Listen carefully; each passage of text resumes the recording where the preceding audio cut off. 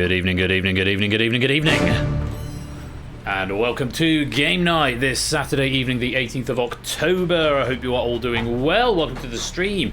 It is time for the Escape Artist. Lovely to have you all here. Thank you very much to JR for providing our opening game of Battlefront.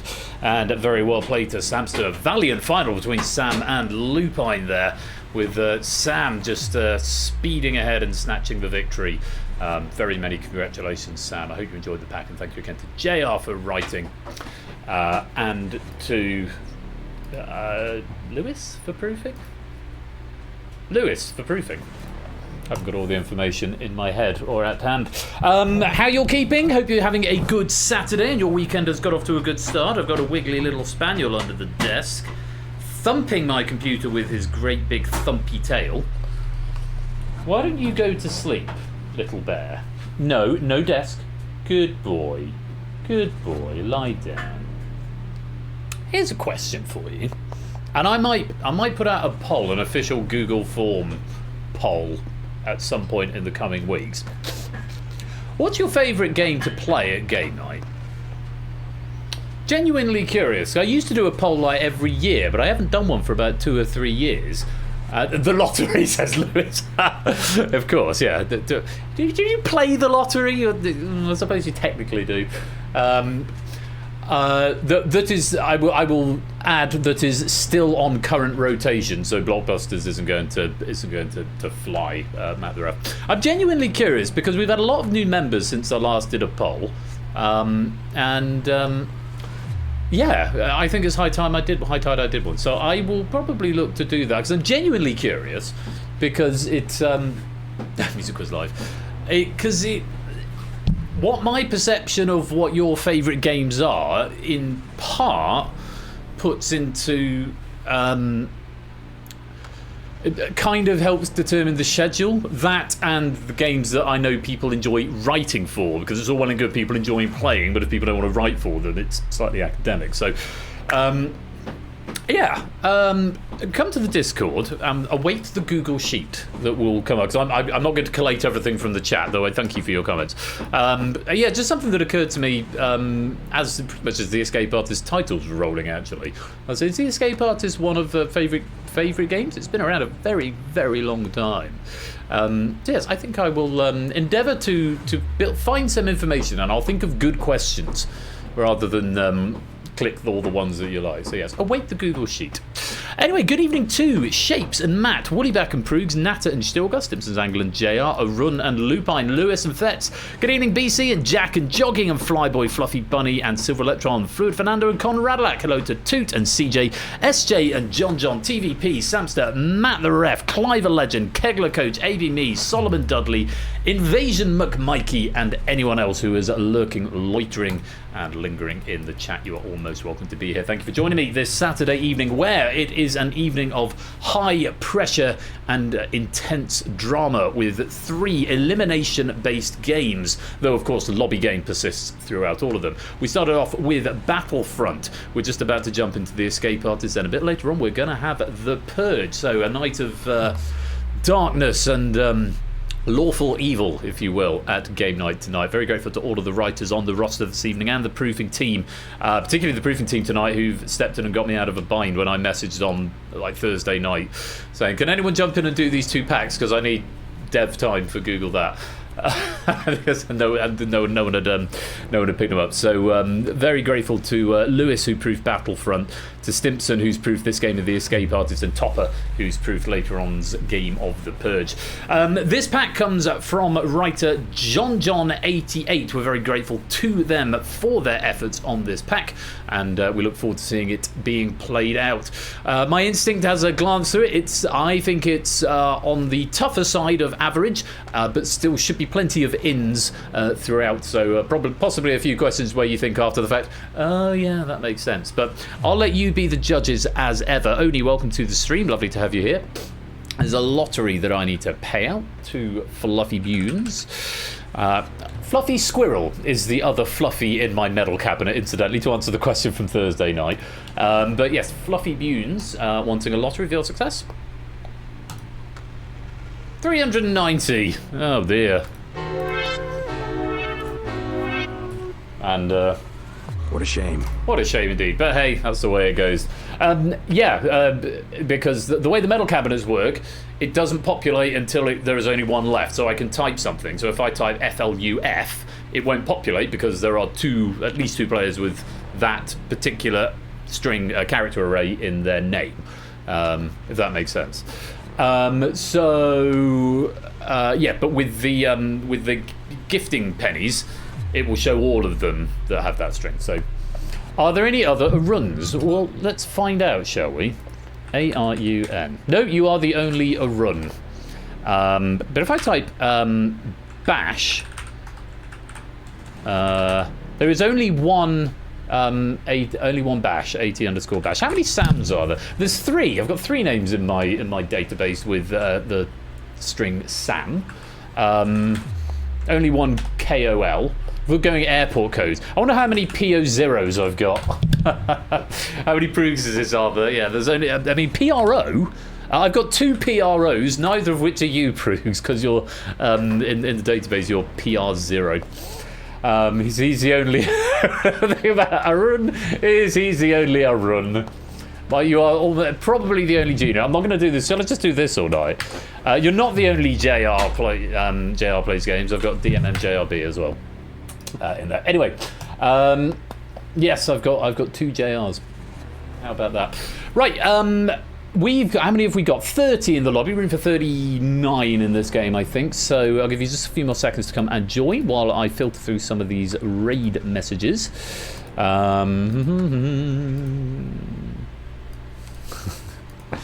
D. I like that one. Good, okay. So 30 more seconds, let's have a countdown. And then yes, into the Escape Artist, our first headline game of the night, as written by John and proofed by Stimpson's Angle. Very grateful to both of them. But yes, lots of fun to be had tonight. I'm on my own for the next week, actually. Anya's gone to Turkey for a week to spend some time with her mum, who doesn't live in Turkey, but it's one of the only countries they can both get to relatively easily, as her mum lives in Rostov on Don in a message from our sponsor TVP. I love you, everyone. That's a very wholesome message. Thank you for the 100 bits, TVP. Yeah, so her mum lives in Rostov on Don, which is in the south of Russia. Anya's now a British citizen, but if she went back to Russia, that may stop because the Kremlin and stuff. Similarly, her mum can't come here because the government is worried that she may intend to remain without a valid visa. So yeah, so it's a bit of a pickle actually. She only gets to see her mum sort of once a year, and you have to go on sort of. They get a holiday out of it, but yeah, she's off to Turkey this week. So it's just me and Dexter and the cats because the Kremlin. Yes, because the Kremlin. Indeed so. Right, 30 players. I think that's going to be enough for tonight's game. I hope you're ready to play a bit of Quiz Prison. Escape Artist now, the Purge coming up later on. Looking to probably finish this evening sometime between 10:30 and 11 o'clock. That's normally how it goes. Well, we'll see how we get on with this first game. If you are all ready, let's lock you in.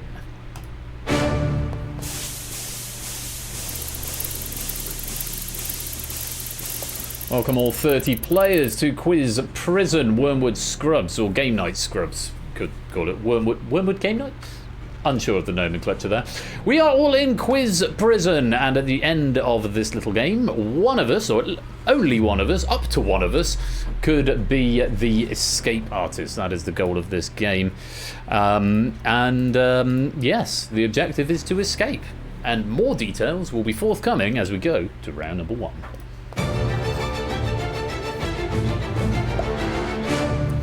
Round 1 is called Initiate, and in this round you need to answer 5 of the 10 questions in order to escape. The harder the question, the more points it is worth. Please go away. Not you, the dog. You cannot answer more than 5 questions. Once you've hit 5, you will be locked out from answering any further questions. Answer incorrectly and you lose a life, lose all 3 lives, or fail to answer 5 questions before the end of the round, and you will be eliminated. No penalties for abstention, but of course if there aren't enough questions left for you to hit that target 5, you'll be eliminated anyway. At the end of the round, a bonus point will be awarded for each remaining life. You've got 3 lives, and there you are worth bonus points if you can hang on to them by the end of the quiz. Hopefully that all makes sense. You're all answering on your devices on the Universal Controller, which is right there. If you don't have it yet, there is still time to come and join this game, and the room code is down there on the bottom right-hand corner of your screen. Yes, you can join if you're very drunk. Oh, blimey, that's a curve, isn't it? 978 43125 610. Starting tough, ending very tough. And then the easier ones in sort of the second 2/3. That's a front-loaded stack. We'll see how it goes. We could have some. There could be some players panicking in these first 3 questions. Optimus, welcome to the stream. But yeah, it's sort of starting here, then dropping down, coming back up, and then finishing at the peak up here. Oh, hello, Opsy. Welcome to the game. Just in time for the first question. So. You know the rules. Answer the questions. Good luck to you all. Here is question number 1.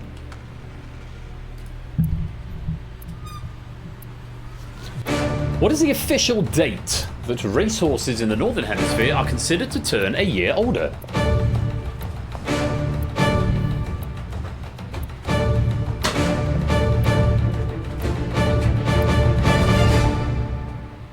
Just one answer that I need to condone in there and none I need to uncondone, which is very gratifying. The correct answer.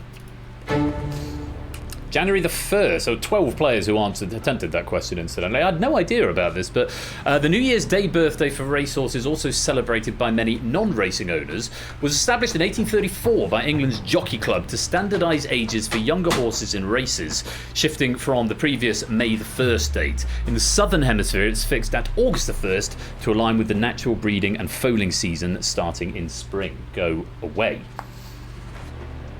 Go away? I'm not talking to you. Please piss off. To your blankie. To your blankie. Good dog.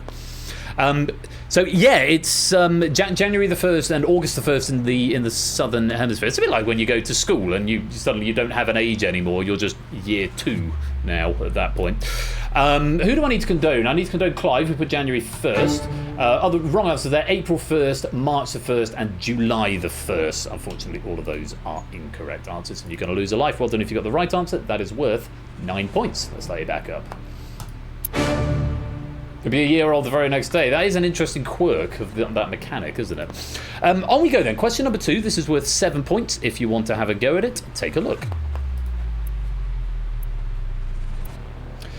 In Jack London's 1903 novel, who is described as being a 140-pound St Bernard Scotch Shepherd mix?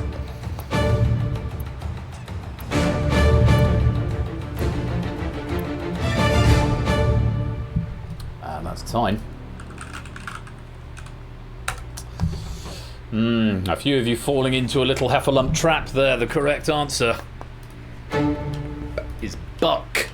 A lot of players saying White Fang. White Fang's actually a different novel by Jack London. The Call of the Wild is the one that features Buck.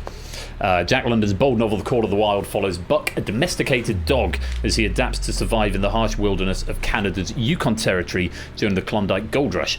Buck is described as the offspring of a St Bernard father and a Scotch Shepherd, also known as Scotch Collie mother.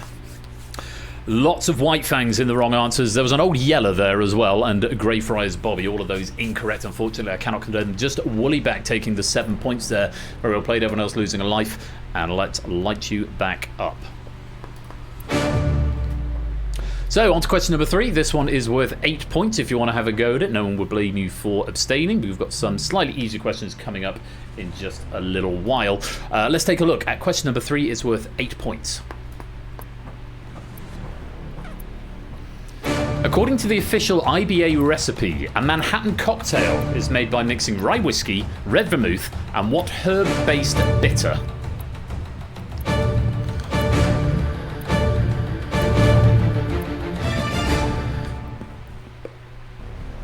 Seven players attempting the correct answer. Angostura. Fet, that is close enough for me. I will allow it. Still got going for vermouth. I mean, what with vermouth being in the question, I think that might have been possibly not the right answer, but worth a shot, I guess, if maybe you missed that in the question. I know how to spell it. Originating in Venezuela, Angostura bitters are highly alcoholic. That's around 45% alcohol by volume. An intensely bitter herbed spirit is an acquired taste, enhancing cocktails like the Manhattan and whiskey-based old-fashioned with its versatile aromatic bouquet. Or bucket, if you prefer. Straight out of the IBA recipe book. Very well done if you got that one right. Most of you who attempted it did. That's another 8 points. Let's light you back up. Nothing to report as the questions hopefully become a little bit more manageable for you. We move to question number 4. This one is worth 4 points. Have a look at this. Thank you, John. Thank you, John. What nickname was given to the Mexican drug lord tried in New York during the 2017 trial of the century?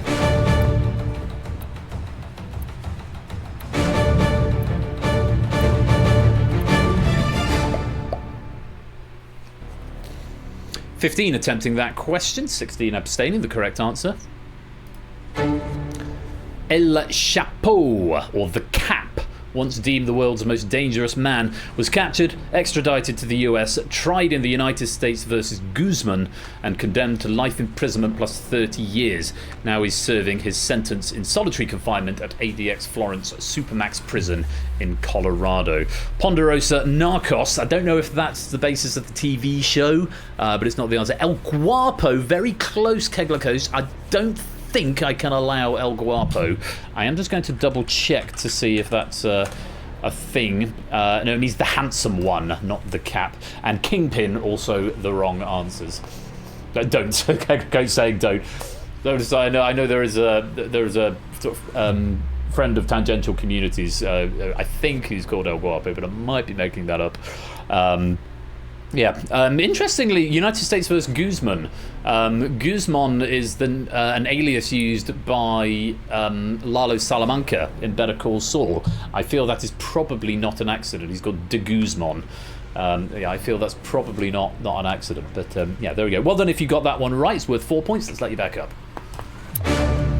Kegler, your door has gone red, which means you are on your last life. So do tread carefully. Question number 5. This is worth 3 points if you want to have a go at it. Let's take a look. Which 1957 Broadway production features the song America?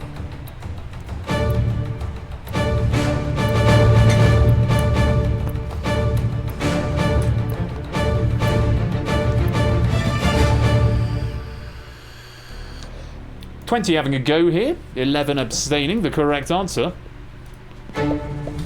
West Side Story is contemporary retelling of Romeo and Juliet. Set in 1950s New York City, the musical reimagines Romeo and Juliet as a conflict between the Jets, the white Americans, and the Sharks, the Puerto Rican immigrants. While the song America, led by Anita, satirically highlighting the contrast between the American dream and the challenges faced by Puerto Rican immigrants. And you get your gun. West End Story, very close, but I don't think I can quite allow that. This is America Hamilton, and 3 players going for Oklahoma. All of those are incorrect. Incidentally, the song America, if you want a little bit of music theory input here, which you probably don't, but you're going to get anyway, is a really good demonstration of the difference between 3/4 time and 6/8 time. Because there's technically the same number of beats in the bar, because 6/8 is 6 quavers in a bar, 1, 2, 3, 4, 5, 6, and 3/4 is 3 crotchets, 1, 2, 3, and that piece alternates between them, 1, 2, 3, 4, 5, 6, 1, 2, 3, 1, 2, 3, 4, 5, 6, 1, 2, 3, 1, 2, 3, 4, 5, 6, 1, 2, 3. So Leonard Bernstein wrote the music. Great man. A brief musical interlude. Yes, very good, very clever. Good callback. Out from the desk. As when I move and the PC ends up on the desk, you can come under it all you like, because I'll probably use the standing mode a bit more. For now, you need to go away. I'm going to take your bowl off you. No, go get your bowl. So there you go. 6/8 and 3/4. Yeah, 1, 2, 3, 4, 5, 6, 1, 2, 3. They're punchy lyrics, aren't they? Anyway, let's let you back up. So, Clive, Woollyback, Toot, you are one away. Any of the remaining 5 questions, and you will escape to the next round. AB, me, Solomon, Matt, Natter, TVP, Matt, Fluffy, CJ, Nick, Grandma, BC, and Silver Electron. You require all 5 of the remaining questions. Let's hope that they fall a little more favourably for you in the second half of the round. Natter, Kegler, BC, you're on your last life as well, so do tread carefully. Let's go on to question number 6. This should, in theory, be the easiest of the lot. It's worth 1 point. Take a look and see if you want to play. Friedrich Merz, Olaf Scholz, and Angela Merkel have been Chancellor of which country?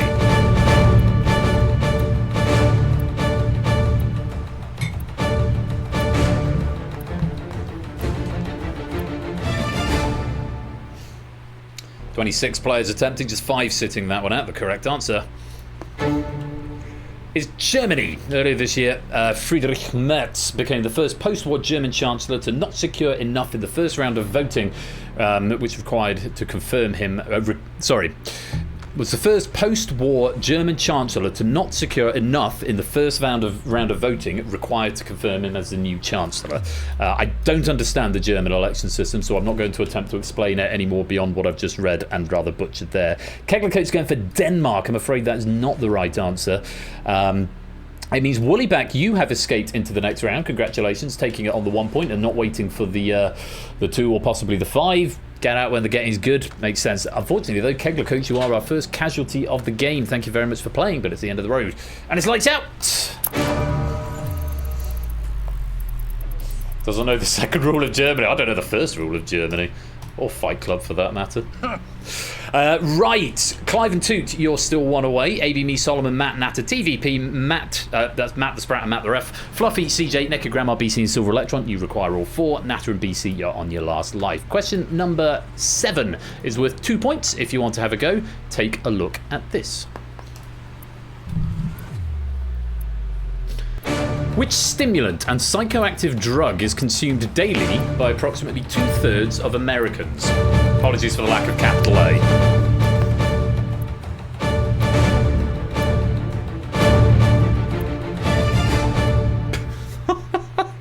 Let's look at the answers coming in. Worrying the number of people who think 2/3 of Americans are on cocaine, fentanyl, LSD, or Adderall, which are not the right answer. That's not the right answer. It's 22 attempting it. It's caffeine. Simple as that. Oh, did you not, Matt? Might be a little bit. Try refreshing your controller. It may have been a sneeze at your end. Caffeine is the most widely used stimulant in the US. Did you, Matt the Sprat? I can't see you. Where are you? No, you didn't. We did accept coffee. Yes, coffee was accepted as an alternate. Caffeine as the main answer. Coffee, though, was also accepted since it's broadly in that form. So we got wrong answers: cocaine, fentanyl, LSD, CBD, Adderall, fentanyl, Adderall, and cocaine. No, 2/3 of Americans do not take cocaine, despite a poem by Murray Lachlan Young, which suggests simply everyone's taking cocaine. But I'm not going to recite any more of that on stream because of Twitch reasons. Don't do drugs. Oh yeah, make your own choices. Solomon, Natter, TVP, Matt the Ref, Fluffy, CJ, and Naked Grandma. Unfortunately, your journey can go no further. Thank you very much for playing. Do continue in the background game, but I'm afraid it's the end of the road and it's lights out. Oof. So, with 3 questions to go, Thets, a run, Jack, Nando, Clive, Shape, Sam, and Toot, you are 1 away. AB, me, Matt the Sprat, JR, Flyboy, Jogging, BC, Silver Electron, and Optimat. You need all 3 of them, and BC, you are still on your last life, so tread carefully. On we go. Question number 8. This is worth 5 points. If you give me a right answer, take a look. The name of which critically acclaimed platformer, a Steam sensation released in 2018, shares its name with the Latin term for heavenly?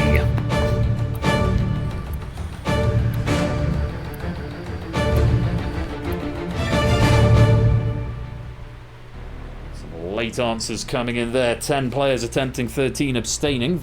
The correct answer: Celeste is the answer.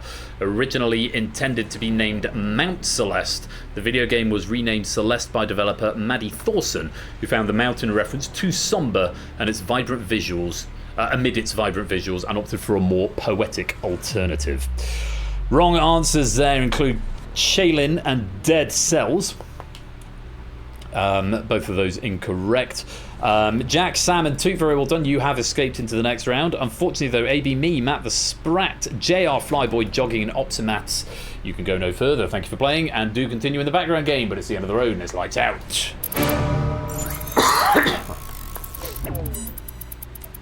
Vetzoran, Stilgar, Nando, Zeus, Clive, Shapes, and Lupine. You are one away with two remaining. Conradlac, Cola, Prugs, BC, and Silver Electron. You need both, and BC, you're on your last life. Question number 9 is worth 6 points if you want to play. Take a look at this.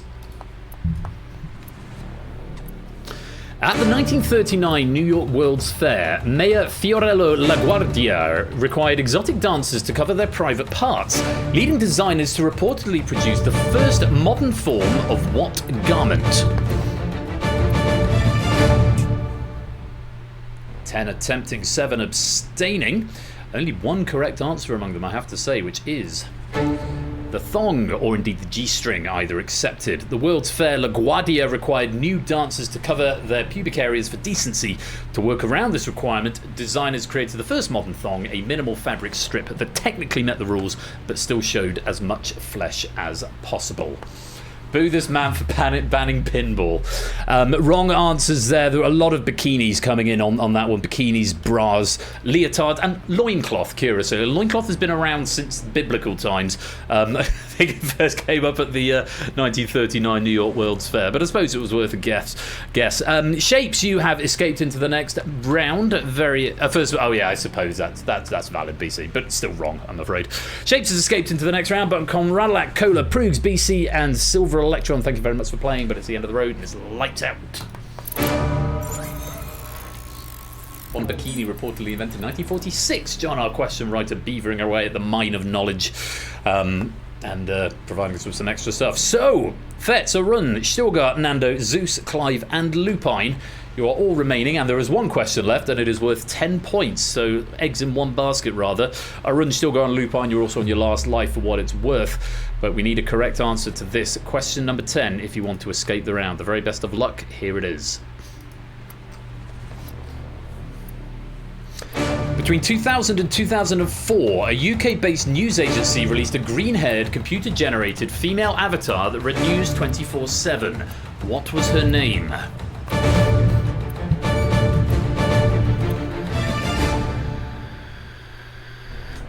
Seven attempting, 5 abstaining. It might be the 5 who've already qualified. The correct answer: Anna Nova. The pioneering precursor to AI-generated newsreaders on platforms like YouTube was developed by the UK's Press Association as a virtual presenter who delivered 24/7 news via websites and mobiles using advanced speech synthesis technology for her time. Various wrong answers: Eva, Aria, she, Emily, Eva, Mary, and Kate Addy. All of them are incorrect, and it means we have got a bit of a bloodbath at the end of this round. R2 is hopefully easier for the 5 people who are left, John. Of course, everyone's welcome to play in the background game, but it does mean Fetz, Arun, Stilgar, Nando, Zeus, Clive, and Lupine. Your journey can go no further. Thank you for playing, but it's the end of the road and it's lights out.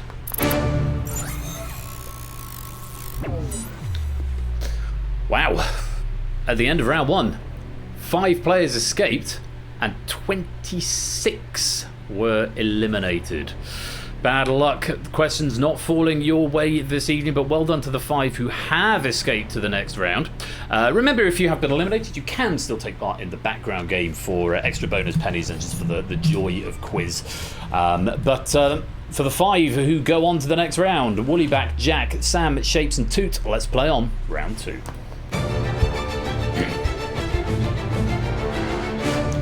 Round 2 is sustain. Reach the target value in order to escape. The target will be set as the highest score plus 15. Each question is now worth 5 points. Answer incorrectly and you lose one of your 3 refreshed lives. Lose all 3 lives or fail to reach the target before the end of the round and you will be eliminated. No penalties for abstention as before, but of course if there aren't enough questions left for you to hit the target, you will be eliminated as a matter of course. You may continue answering after you have escaped. That's the difference between round 1 and round 2, but you can still be eliminated if you lose all of your lives, so bear that in mind. At the end of the round, a bonus of 2 points will be awarded for each remaining life. However, you must hit the target before bonuses are applied. You all know the drill. Target is set at 46. That is a Toot with the high score of 31. So even Toot requires 3 questions. Everyone else will have at least a little bit more work to do. Every question now worth 5 points. Let's go to our first one. 10 questions of 50 points available. Here is question number 1.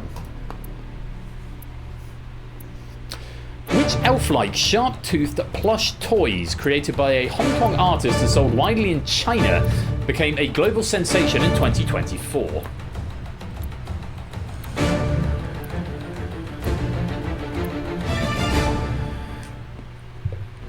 Correct answer was the Labubu. Just 2 abstaining there, the 3 players who attempted it all getting it right. From humble handbag accessories to coveted collector's items, Labubu toys created by Hong Kong artist Casing Lung and exclusively produced and sold in blind boxes by China's Pop Mart have emerged as one of the most lucrative business successes of recent years, though not without criticisms and seizures in places like Iraq and Russia for their perceived demonic resemblance. Well done if you got that for 5 points. Start you back up. On we go. Question number 2 for another 5 points. Here it is. Which 4-letter word precedes curator, engineer, and analyst to form modern professional roles in IT?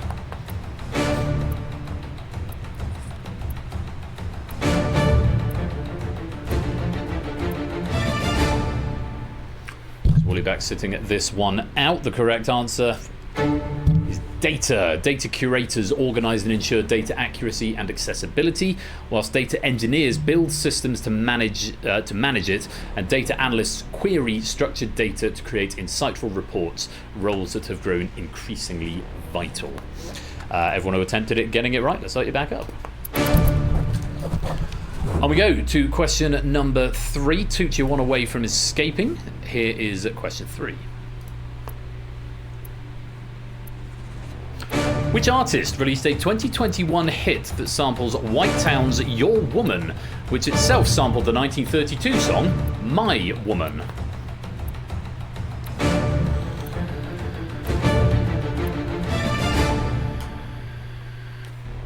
Just 2 answers that time. Shapes and Sam. Correct answer was Dua Lipa. Dua Lipa's Love Again samples the strings, horns and trumpet section from Al Bowley's 1932 song My Woman, performed with Lew Stone and his Monsignor Band, a motif first popularised in modern music by Whitetown's 1997 one-hit wonder Your Woman, which digitally incorporated the same trumpet riff. I do not know how it goes. But Dua Lipa was the answer you're after, and it's what Shakes and Sam said, so that's 5 points to them. Slightly back up. Is that not how you say it, Jack? Dua Lipa? Is it Dua Lipa? Let's go on. Question number 4 for another 5 points. Take a look at this. Toot still 1 away, and Sam now also 1 away. Oh, was right. Good stuff. Oh, I see, Jack. Very good. What is the name of the Disney Plus anthology series that proposes alternate Marvel multiverse storylines? Oh, that's really helpful, Prudes. Thank you for that.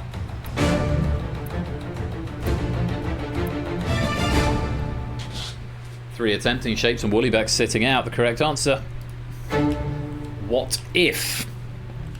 Not just if. We needed the what as well. It's an animated Marvel Cinematic Universe anthology series created by A.C. Bradley, and it reimagines key MCU events through alternate timelines, with each episode exploring standalone stories like Captain Carter as the first Avenger or T'Challa as Star-Lord, guided by the Watcher, who is voiced by Felix Leiter from Casino Royale. What's his name?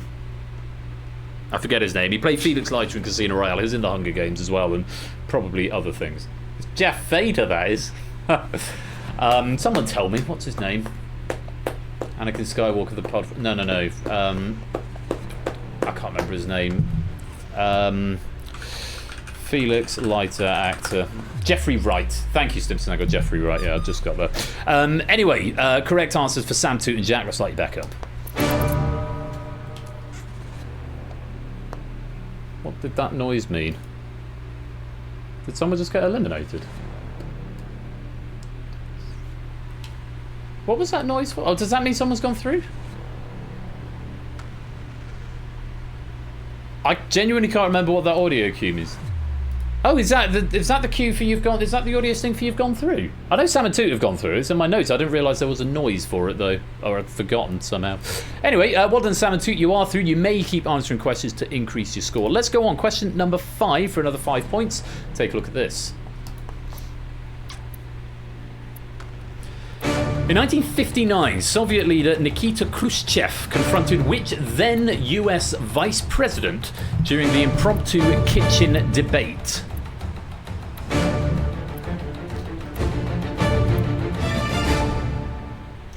Three attempting, 2 abstaining. The correct answer was Richard Nixon. During the debate at the American National Exhibition in Moscow, the first major post-World War II dialogue between the US and the Soviet Union, Vice President Nixon showcased modern appliances from a model middle-class American kitchen as symbols of freedom, while Premier Khrushchev, as played by Steve Buscemi in the film The Death of Stalin, dismissed them as unnecessary luxuries, touting Soviet space achievements instead. Nixon in the kitchen. Shapes going for Eisenhower on that answer, as did a couple of players in the background game, a couple of Kennedys in there as well. Shapes, you're going to lose a life. Let's light you back up. Jack getting 5, still nothing to report. Sam and Toot have escaped. Woollybat's going to need to start answering some questions soon if he wants to try and hit that target of 46. He needs 4 and there are only 5 left. Let's take a look at the next question for 5 points.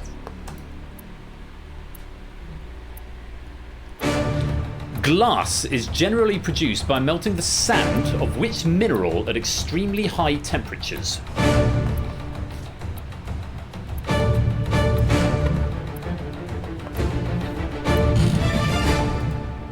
Simpsons angle to DMs.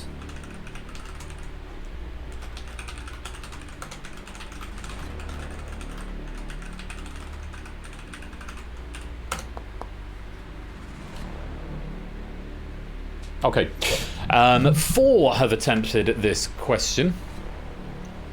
Of course. The correct answer is quartz. We did also accept silica. I have it on good authority that I'm not allowed to accept silicon, which is exactly what Toot and Jack said, on the grounds that silicon is an element, not a mineral. Quartz sand, which is nearly pure silicon dioxide, is melted at high temperatures into a viscous liquid mixed with additives like soda ash and limestone for easier furnace processing and shaped into strong, transparent glass. Woollybat getting silica, which was the alternate, but silicon was not allowed. Carbon, also an incorrect answer. So that is going to be a life loss for Toot, Jack, and Shapes, and 5 points for Woollybat. Let's light you back up. Shapes, you're now on your last life, so do tread carefully. 4 questions left and 20 points still available. As we go to question number 7 for another 5 points, take a look at this. Who famously documented the chimpanzee war in Gombe National Park during the 1970s?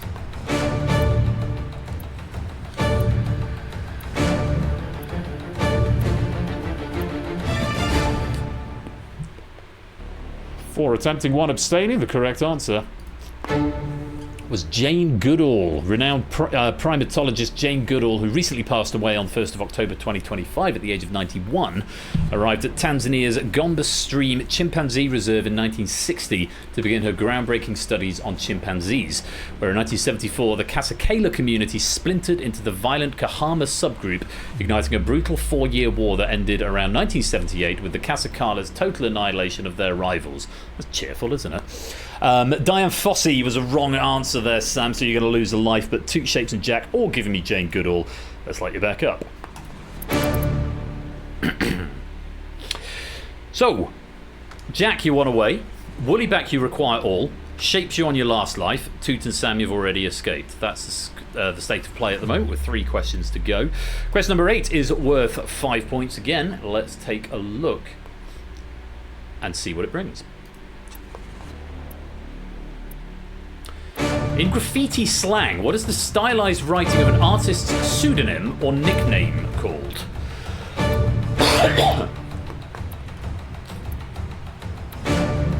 Need an answer, Woollyback, or you will be eliminated. And that is time. Abstention from Woollyback. That is going to be elimination as a matter of course. The correct answer is a tag. We also accepted tagging. The tag, the simplest and earliest form of graffiti, consists of a stylized word representing the artist's identity, typically small, two-dimensional, and drawn with thin lines for quick execution due to its often illegal nature. Jack, you have escaped. We will see you in round 3, assuming you cannot keep at least 1 life before the end of the round. But unfortunately, Woollyback, there are not enough questions left for you to hit that target of 46. Thank you very much for playing, but it's the end of the road and it's lights out.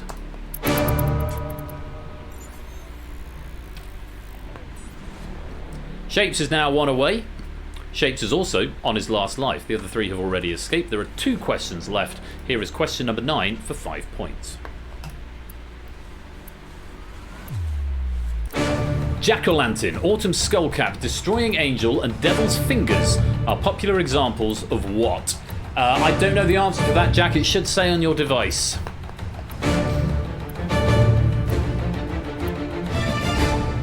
Should say at the top of your device how many lives you've got left. In the middle cell at the top next to your points, I believe. Oh, is it top right? Oh, where the timer is. The timer's at the top right, isn't it? Next there. Yeah, anyway, lives are up there somewhere. They're shown on the device. I don't have all that information until round 3. Correct answer. Mushrooms. We also accepted fungi. Though their names sound grim, jack-o'-lantern is a poisonous orange-gilled mushroom resembling edible chanterelles. Autumn skullcap, which is a highly toxic funeral bell growing on rotting wood. Destroying angel, a deadly all-white mushroom found at woodland edges. And devil's fingers, a tentacle-like foul-smelling mushroom, are all distinct fungi that warn collectors of their dangers. I remember there being a question on QI about mushrooms, and there's things like the trumpet of death. Which is apparently very, very delicious and goes very well with fish. Yeah, there were 3 that would kill you, of which one of them was the destroying angel, which is why I probably would have known the answer to that one. So QI to the rescue again. All 4 players were correct. Shapes, you have escaped. Oh, it does play that noise when player escapes. Cool. Right, there's one more question. You've all escaped already, so this is just about expanding scores. But Shapes, bear in mind you are on your last life. It doesn't debug that for me, which it probably should. Yes, you're on your last life, so Shapes, you get this wrong, you can still be eliminated. Good luck. Here is question number 10. Before becoming England cricket captain, which cricketer received a 3-year ban from the ICC for leading a rebel cricket tour to apartheid-era South Africa in 1981?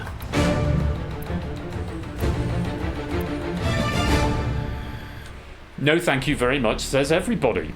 Nobody attempting it. For those of you who are interested, the answer is Graham Gooch. Amid the international sports boycott of apartheid-era South Africa, which isolated the nation from 1971 onward due to its exclusion of non-white athletes, rising English cricketer Graham Gooch captained the controversial 1982 Rebel Tour, joined by stars like Jeff Boycott, Alan Knott and Bob Woolmer, resulting in a 3-year ban from Test cricket for all participants. And yes, it does look like Ralph was the only one to get it right. A few wrong answers in the lobby. Johnson, Nasser Hussein, Pass, Jiminy, Boycott, Dude Face, McPoopy Pants, George Lamb, Anderson, Smith, Root, Atherton, and Botham. All of them incorrect. So, let's light you back up. And at the end of round 2, 4 players survive, 1 was eliminated, and we go through to the final round. For every life you've got left, I'm going to give you 2 extra points, and let's go to the final round. Steven Star 192, welcome to the stream. Good to have you with us. Hope you are keeping well. Round 3 is survive, and in this round you must outlast all other players. The first player to answer correctly restarts the clock and sets a drain running on all remaining players. Stop the drain by answering the questions correctly. If nobody answers the question correctly in 15 seconds, all players lose the maximum for the question. Lives have been replaced with refires. These allow you to attempt the question more than once. Once they're exhausted, only your first answer will be accepted. You may attempt every question once for free. It doesn't cost you a refire to attempt, so you might as well have a go even if you've got no idea. If you exhaust your points, you're eliminated from the game, and when only one player remains, they are declared the escape artist. So, Toot starts off with a lead of 70, Sam's in second with 63, Jack's in third with 57, Shapes in fourth with 50. It's pretty even distribution actually, 7 then 6 then 7 between first and second, second and third and fourth. So it could go any which way, because of course you can lose points very quickly if the questions don't fall your way, but it's speed that will count for you as well.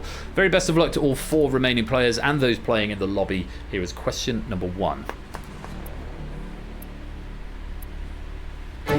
By convention in the UK and the US, jerry cans used to contain gasoline are typically what colour?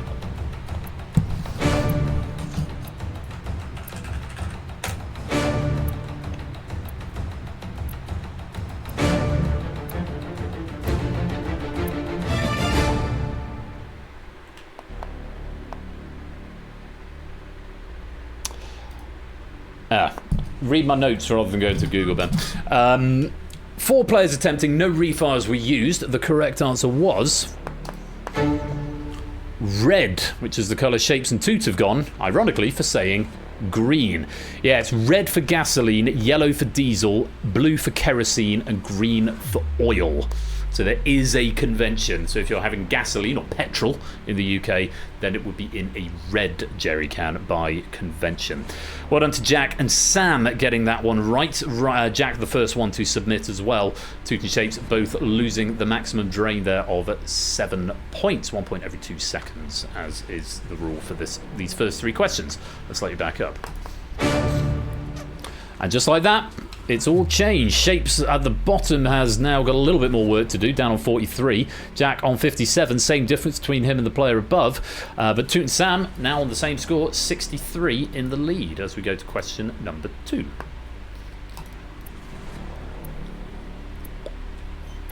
What is the only natural number in English that can be typed using only one row of a standard QWERTY keyboard? You need to demonstrate this in order to get the question right.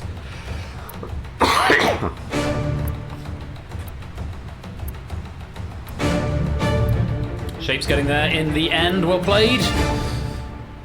Question number 2. Answer number 2.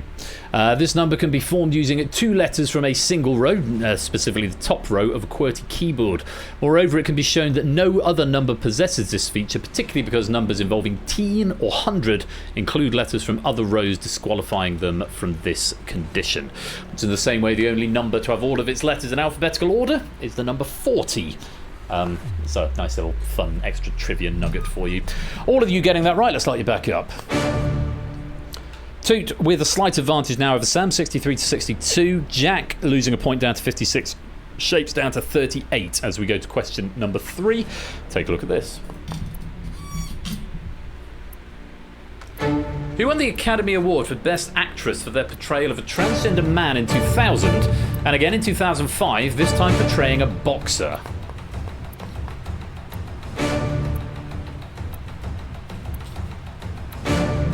All 4 players in, all 4 players correct on their first attempt. The correct answer was Hilary Swank. That might be the first time I've seen Toot be the last player to get a cinema question. One of the most versatile actresses of her generation, Hilary Swank portrayed a determined female boxer in Clint Eastwood's 2004 film $1 Million Baby and a male-to-female transgender character in Boys Don't Cry of 1999. Sam was the first player to get that right. All 4 were correct eventually. Let's light you back up.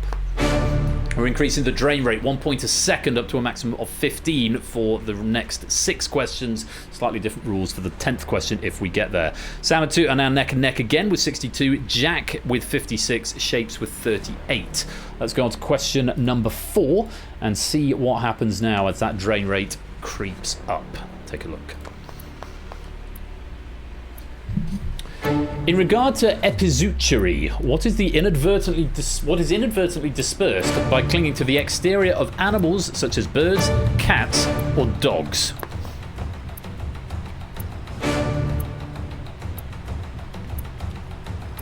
Toots in and wrong. Refire available. Remember, you can attempt the question for free, so you might as well have a guess, even if you've no idea. The correct answer was seeds. 2 going for pollen, which was not the right answer.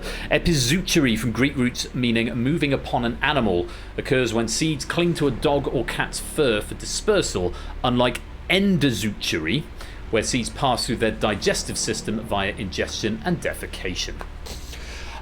So just Sam getting that one right. Everyone else losing the maximum drain of 15. Let's light you back up and see what that's done to the scores. Sam now with a healthy lead of 62 over Toot in second with 47. Jack has 41. Shapes dropping dangerously close to elimination territory with 23.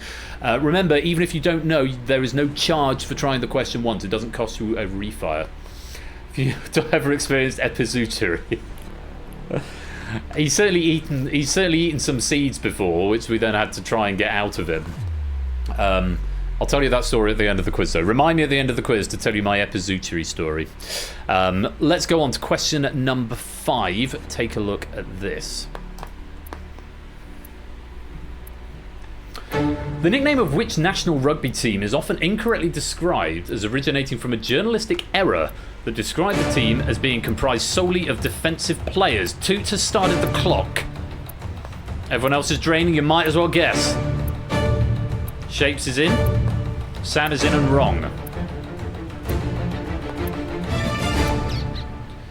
My. It's all changing in these scores. 3 attempting, 1 abstaining. The correct answer was the All Blacks. We did also accept New Zealand. Sam going for Australia, which is not the right answer.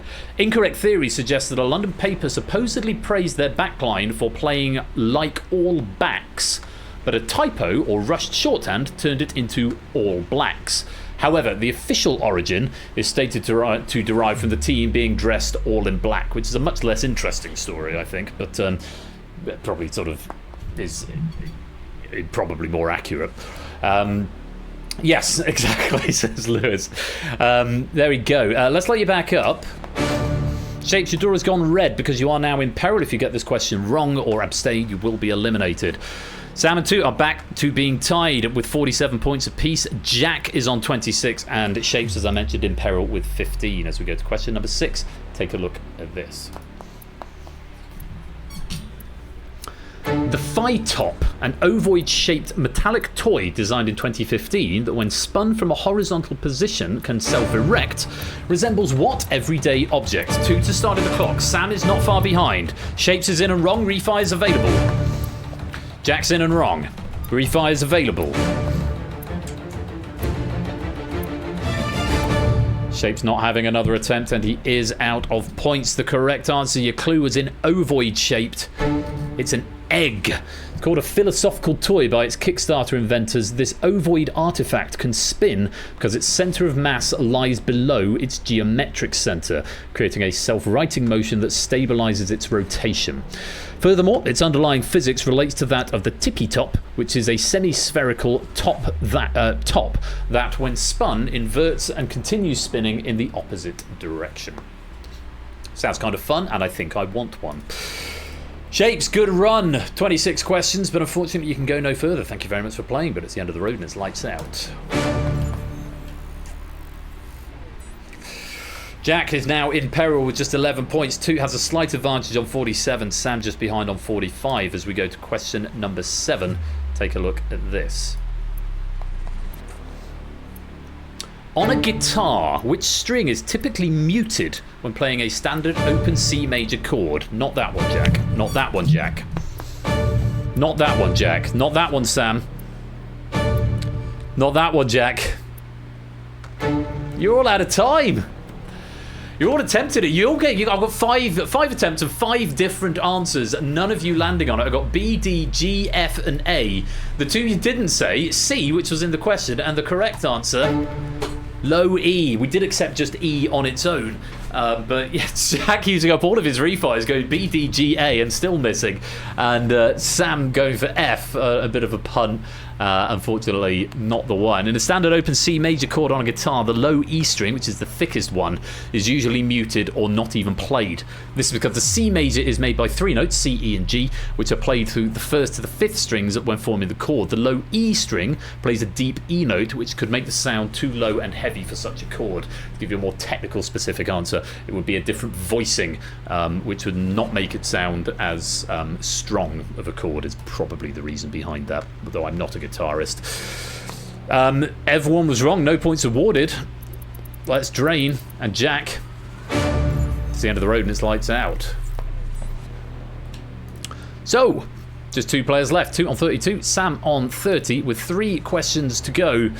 Let's see if we can get a survivor. It is possible that we could lose both players before the end of the quiz. Sam gets 2 questions wrong and he will be eliminated.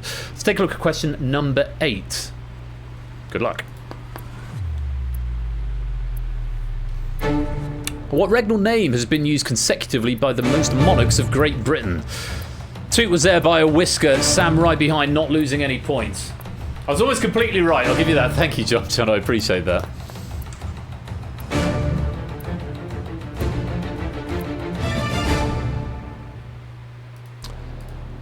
Time up.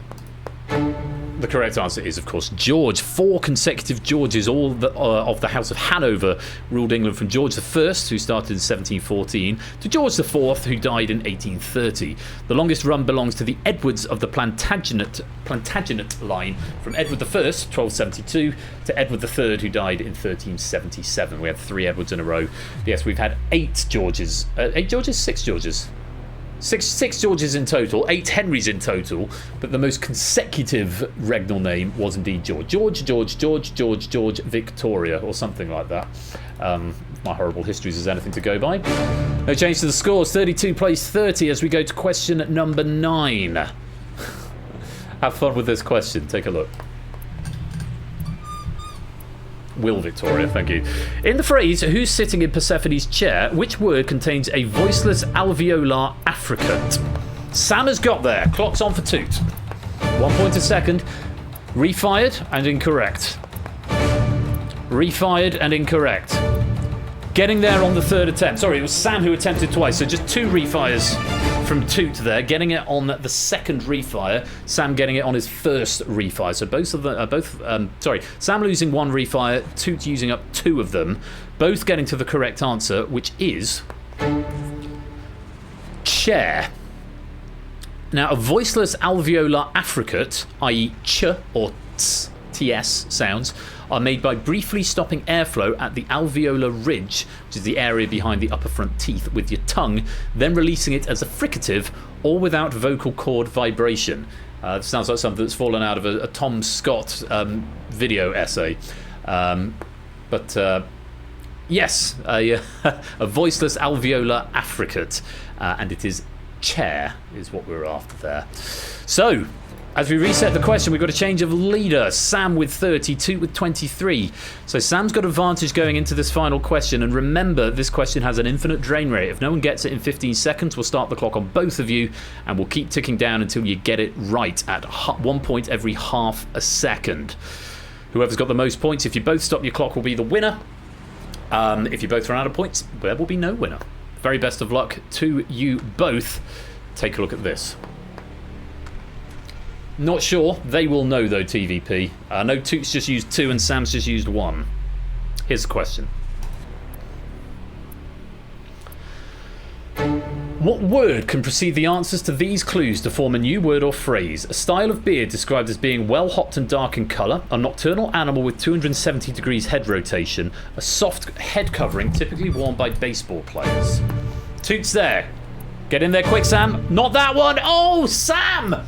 That would have been at 24. Can you stop the drain? Save face. Can't. Oh, Sam, bad luck. I'll join that sort of judging by this questions. We've got another game coming up in a minute. Danger, welcome to the stream. Oh, Sam, your answer came in when you had 24. You went for barn, which is not the right answer. Very bad luck. Toot did manage to get there first, and the correct answer was Night. Night Porter, Night Owl, and Night Cap. So porter is the style of beer, owl is the animal, and cap is the head covering. A late night drink, a type of mushroom, or a hat worn when sleeping. Oh, very, very close run thing between these two titans of the game. But unfortunately, Sam is out of points. It's the end of the road and it's lights out. And at the end of the round, there is only one player remaining. Very many congratulations to Toot. You are the escape artist.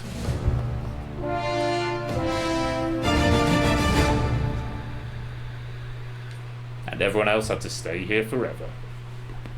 Well played, Toot, our escape artist tonight. Thank you very much to John for the questions and to Stimpson's Angle for proofing. Definitely veering on the tougher side of things, but we appreciate John for their efforts all the same. So thank you very much indeed.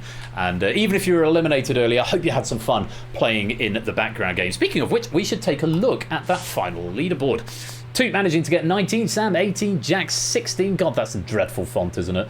Arun and Shapes and Ralph getting 15, Zeus 14, Fetz 13, Stilgar 13, Cola 13, Ben 13, Fluffy 11, Kegler 10, ABB 9, Proves and Silver Electron 8, JR and Conrad 7, Solomon 6, Matt 6, Nata 6, CJ 6, Flyboy 6, Woollyback 6, Nando and Clive and Opsy on 4, Jogging on 2, Marcini and Ref and Grams on 1.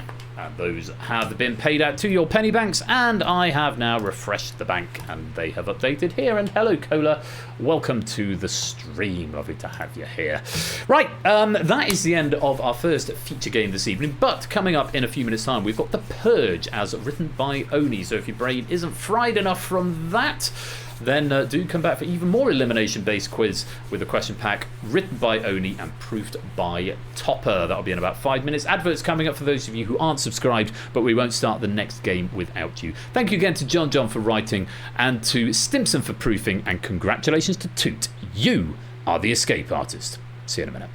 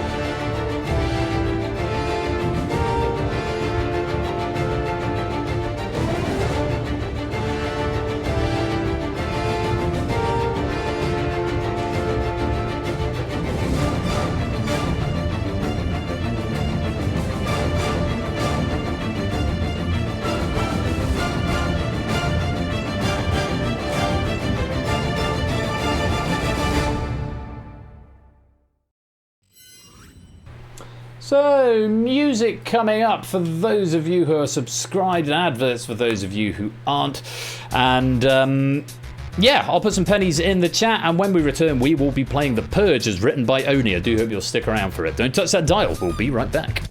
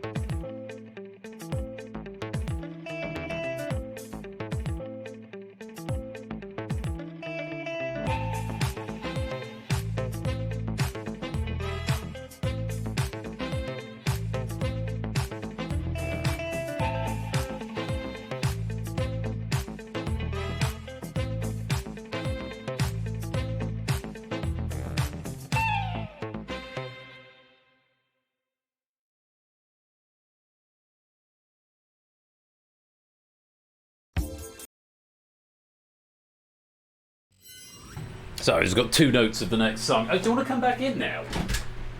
You just ran downstairs. You just come back in for your bowl, have you? Oh no, you come back in for your bowl and you're going into your bed. What a good dog.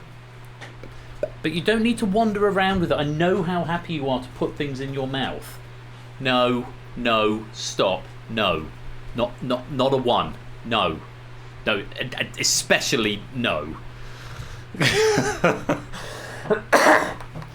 No, not no. Stop. You're all awful. Dreadful. From here, Danger. Colin, welcome to the stream, my dude, as well. Hope you keep it well. Yes, the dog, he just likes to carry things in his mouth, is what he does. Anyway. Just before I nip onto continuity, just to address something just very, very quickly. Last pack of the Escape Artist was quite difficult. That has been that was quite clear from the end of round 1.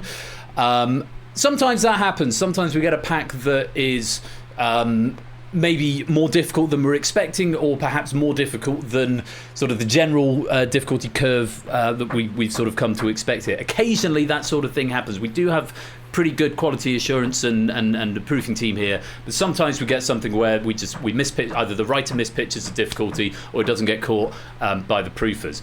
Occasionally that sort of thing happens. What I really don't like seeing is when people are being slightly snide about it and sort of bordering on unkind about it, because you've got to remember at the same time, whether it, even if it didn't play out as well as you perhaps might have hoped, somebody's still gone to the time and effort to put that together and then prepare it for the stream. And it's slightly disheartening to see, and I appreciate it's discouraging when you get a pack that you feel you can't fully engage with because of the difficulty curve. But if we could just be kinder about it when that happens, that would just be much more in line with the wholesome environment and atmosphere that we want to conjure. Not to put John on the spot here, but they're a new writer to the stream. They've only started writing this season, so there'll be some learning curves for them as a new writer coming to the table, and I'm sure they'll take any advice that comes from me and the proofing team on board moving forward. So just a few rumblings, and I've just heard that people have fed back to me. So just. If it happens, it's one of those things that happens. Just be cool and be kind about it, because everyone is giving of their time freely here, and if effectively you're getting free Saturday night entertainment effectively as well. So you've got to bear that in mind. So just keep that at the back of your mind. I don't want to lay it on too thick, but I just felt I wanted to say something, nip it in the bud, and also I don't want John to feel upset that they feel like that they may feel like, oh, everyone hated that, which isn't the case. And so there have been some nice and some positive and encouraging comments as well. But I just felt like I needed to say that occasionally. I think I just need to do a reminder where, and again, this is it's it's sort of a symptom of being a victim of having such a high standard. I think we take for granted how high the standard of writing is, and how fairly strict the vetting process is to get questions into the stream. So occasionally, if we see something where maybe the difficulty curve isn't quite right, then people grumble about it. So just try not to do that. And I would be most grateful to, as I'm sure the writing and the proofing team would be as well. That's all. Score count, hello, welcome to the stream. Right, let's do some continuity. I won't dwell on that any further.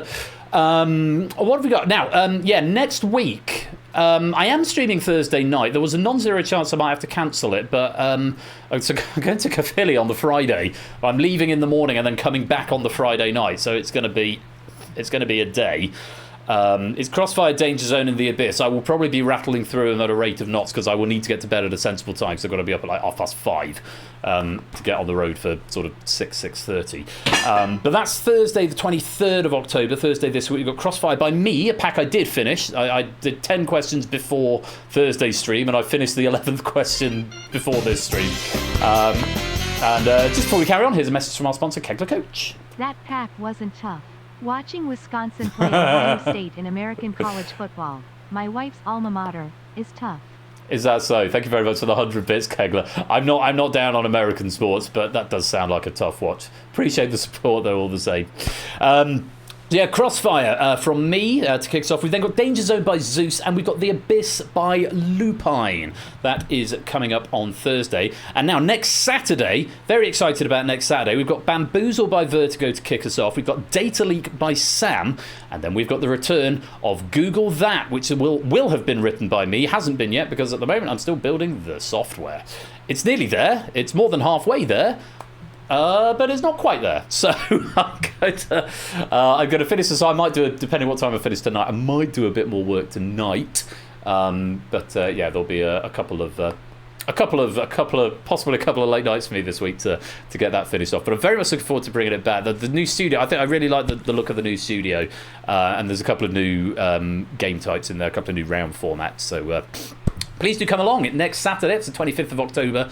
For Google That. And just some forward warning, the following Thursday, the 30th of October, we've got our annual Hallow stream, where it will be all things scary, including Battlefront by Oni, Red Herrings or Dead Herrings, it will be the one time of the year we're allowed to play Dead Herrings by John, and Bidding War by Fluffy Bunny. So much to look forward to, and probably a little bit of a scary theme running throughout it. That's Thursday week. On here at Game Night on the 30th of October. What's Ash up to at the moment? I know they had I saw a couple of clips from last night. There are some good things happening from what I hear. Outright still hasn't made an appearance, but I believe that is imminent. Outright on Ash's channel. I think that's due. Yeah, next Wednesday. I've got Duke Drop Double Outright down for next Wednesday, the 22nd of October. And next Friday with Ash's return of Snap It Up and Who Dares Wins. That's Friday, the 24th of October with Ash over on his side of things. So do go give him a follow if you want even more quiz and you're not doing so already. He's a good egg, just like that new executive toy that was under discussion. Not that Ash is an executive toy, but he is a good egg. It's a line I think is from the Play the Winslow Boy, I want to say. Someone will disabuse me of that if I'm wrong. But anyway, I've got a lot of raid messages that I need to siphon to filter through at some point, which I will do so in due course. But for now, we need to get on with the quiz and go to our second feature game for tonight, which is The Purge. It's been written by Oni. It's been proofed by Topper. You will need your universal controllers to play. And I do hope that you'll come and get involved. It's a nice hive-mindy sort of game where the masses can keep you safe, if only for a little while. Let's see how you fare as we play our second scary elimination-based format tonight as Serious Saturday continues. It's time for The Purge.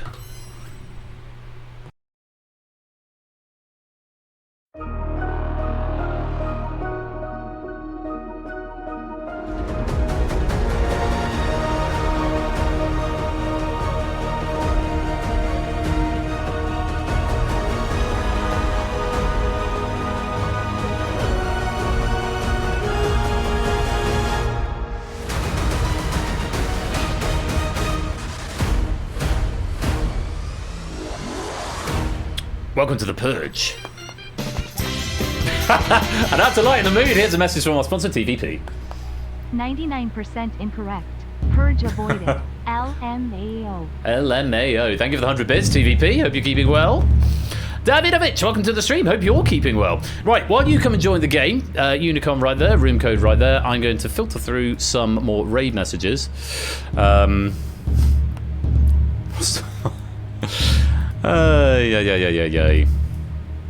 Oh yeah, I was going to tell you my epizuchery story, wasn't I, John? So in my previous house, my mum had got my ex-wife some seeds for Christmas or something, like bulbs that you're supposed to plant in the garden. They turn into flora of some sort. I'm not particularly green-fingered. Anyway, I'll come downstairs from my office at lunchtime and discovered a ripped packet of seeds, but no seeds, and the dog looking very shifty and guilty nearby. And it turns out we think he ate those seeds. So I gave it a quick Google, and I thought, oh, that doesn't look like they're good for dogs. And we called the vets, and they said, no, he needs to get here immediately. So they took him in, and they took him in for 5 hours. And I thought, well, they're going to make him be sick, and worst case scenario, they might have to do a stomach surgery. It's going to cost thousands and thousands of pounds. So we got a call about 7:30 in the evening saying, no, you can come and pick him up. He's completely fine. So the git got us all worried, and they charged us, of course, like 300 quid for the pleasure. But yeah, the git didn't even have the common decency to be ill after eating poisonous toxic bulbs. They just sort of was just a bit bemused by all the other dogs there, I guess. So yeah, that's the closest we've had to come to that. So yeah, Vertigo, welcome to the stream. Good to have you with us. Danger, that is a raid message. Ben vetoes our raid message. I do, yeah. Right, I've got that down to a slightly more manageable number.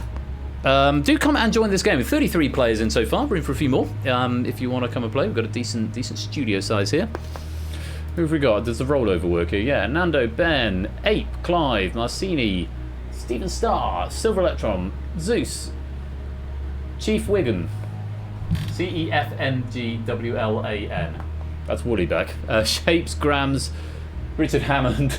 Richard Herring, sorry. Solomon Proust, JR, Danger, Natter, Toot, Cola, Thets, Flyboy, Fluffy, Silent Marine, Jack, Stimpson, ABME, Claire, Sam, Matt, Comrade, Colin, Ralph. Oh, that's Fets. So that's someone else. That's not Fets. Fets is up there. You're such a similar avatar. Is that Stilgar down there then?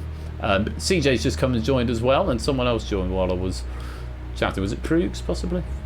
Anyway, you're very welcome. Oh, Vertigo and CJ. It's Stilgar. Excellent. Right. A few more seconds, and then we'll get underway. A reminder, this pack has been written by Oni. It's been proofed by Topper. So, yeah, decent sized auditorium. We normally get between 30 and 40 for the Purge. That'll be a question I will add to the survey. Also, I'm going to put that in suggestions so I don't forget. Our survey says ... Are there some games that you deliberately think, I'm going to give that a miss tonight? Or do you try and turn up for everything when you can? Or do you drop in just from time to time? But yeah, are there specific games where you see a game is on the roster? It's not that one. It's not a Red Cross, JR. I must have that. Yeah, I do. It's that one. I'm going to remove that reaction, JR, so you can put the correct one. Remove reactions cross. There we go.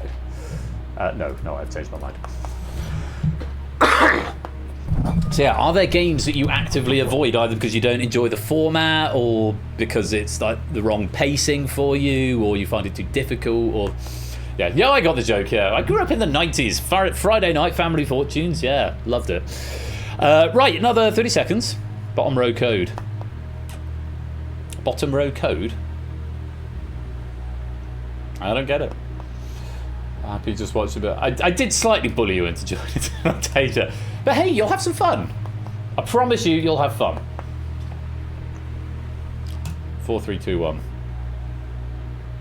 Right, 10 seconds. Well, 15 by the time I've updated the countdown. Config.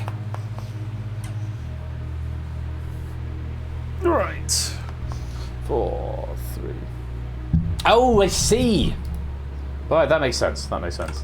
Right, that's 10 seconds. Let's lock the lobby. 36 players in.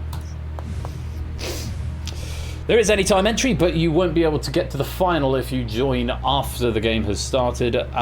Let's tell you how to play. Answer the multiple choice questions. If the group fails to stay under the breakpoint, a purge is triggered, in which all incorrect and abstaining players must partake. If a player answers the purge question correctly, they rejoin the game. If not, they are eliminated. Oh, is there a hype train? Apparently there was a hype train. Play continues until 20 questions have been asked, 5 purges have taken place, or 5 or fewer players remain. Whichever occurs first, 5 players move on to the final purge. Yeah. Very good, Briggs. That's the rule. It's multiple choice questions. Your answers are all anonymous until a purge is triggered, and then we will only find out who got the immediately preceding question wrong. Yes, there's a sort of safety in numbers. It's quite a sort of Zen game in a way, and all anonymized. However, we start with a tiebreaker. This will be a numerical question. You want to get as close to the answer as possible. Anonymous stupidity. I like it. Yeah, it's good. It's a good way of doing things. It'll be a numerical answer. You want to get as close to it as possible. You've got 15 seconds to give an answer. What you don't want to do is abstain, because you were given int.max value, which I found out today is about 2 billion. Mainly because I had to use it in a round of the logic for Google that. int.max value is like 2 billion, which will definitely put you furthest away because you want to get as close to the answer as possible. This tiebreaker is used at the end if we have a tie in the scores and we don't automatically have our 5 finalists. So it might not be used, but just in case it is, you want to get as close as you can. Here is your tiebreaker question in 15 seconds, answering as a number. According to a 2024 YouGov poll, what percentage of British people think they could win an episode of the 1% Club?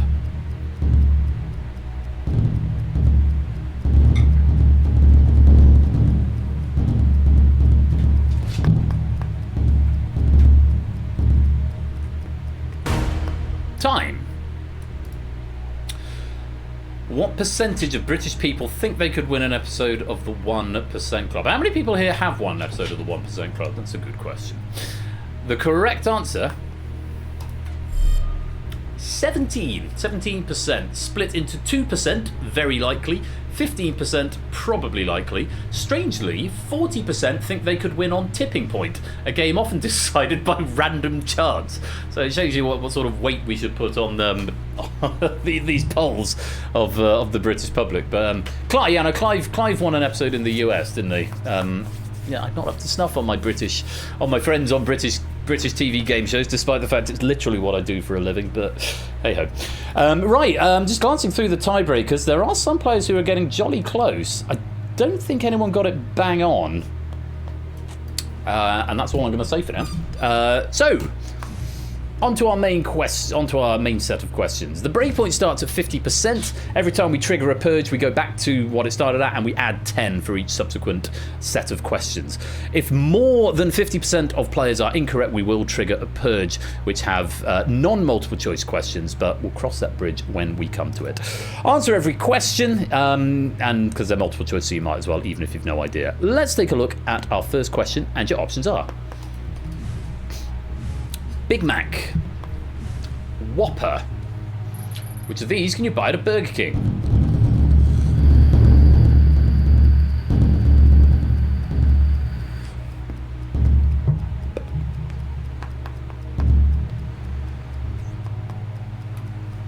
That's time. Correct answer. It is the Whopper. They say have it your way, but they get annoyed if you go to a Burger King and ask for a Big Mac. Of course they do. I personally don't like either of them because I'm sort of anti-salad. Actually, here's something you didn't know about me this morning. I have never had a Big Mac because I know I won't like it because it's got like lettuce and mayo and stuff in it, and tomatoes, which I don't eat. So I would always order a quarter pounder with cheese and then extract the gherkins, or if I'm in a Burger King, I'll have an extra large bacon double cheeseburger. But yes, because I am the anti-salad. No, salad is not lovely. No, you are mistaken.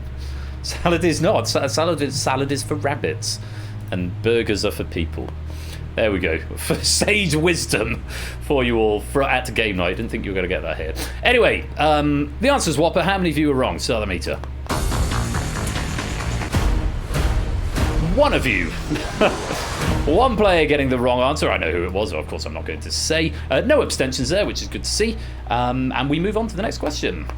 We lower the breakpoint by 10%, down to 40%, so it's going to get ever closer to a guaranteed purge. For now, let's move on to question number 2. Options are: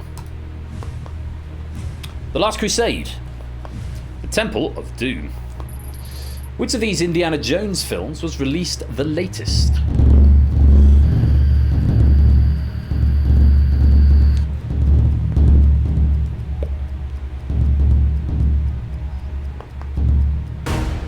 Time. The correct answer. It was The Last Crusade, which starred the late Sean Connery as Henry Jones Sr., John Rhys Davis as, not Gimli, but as the little guy, the librarian. Oh no, that was Marcus. Is it Marcus Brody? Lost in his own museum. Yes, Last Crusade was 1989. The Temple of Doom was 1984. Not the last Indiana Jones film, because you had the Crystal Skull, and then it was 2007, I think, possibly 8. And then you had another one which I haven't seen. Crystal Skull wasn't brilliant. I didn't love the Temple of Doom, but the Last Crusade is a brilliant film. But yes, it was the Last Crusade. Breakpoint's 40%. Let's see how many of you were wrong. Start the meter. Indiana Jones said, "You have my axe." Oh, hello. Okay, no, we've avoided it. 28% in total were incorrect. 1 abstention there, and 9 players going for the Temple of Doom. 72% they're getting it right. We have avoided a purge. So if you got that one wrong, you have been saved. So Matt the Sprout of the Ray message, Ben, please eat your veggies. Here's the thing, I will eat pretty much any fruit or vegetable known to man unless it appears in a salad. I love vegetables: carrots, potatoes, peas, broccoli, parsnips, sprouts, swede. I'll eat all of those. Cauliflower, that's all fine and good with me. Apples, bananas, peaches, pears. I don't really love it. I like pear cider, yeah, but if it's in a salad, I won't eat it. I think it's a texture thing rather than a taste thing. Anyway, let's go on. Breakpoint low to 30% as we go to our next question. But not before a message from our sponsor, JR Plays Games. Please eat your veggies. You don't want to get scurvy. The amount of orange squash that I drink, I get lots of orange juice in my diet. I'm not going to get scurvy. I'll be fine. More likely to get gout from the amount of port I drink, though I'm still off the sauce. I'm like sort of 3 or 4 days without a drink, which is quite an achievement for me, I have to say. So I'm going to keep at it for a bit. Let's go on. Question number 3, and your options are: number of planets in the solar system, number of days of the week. How many words are in this question?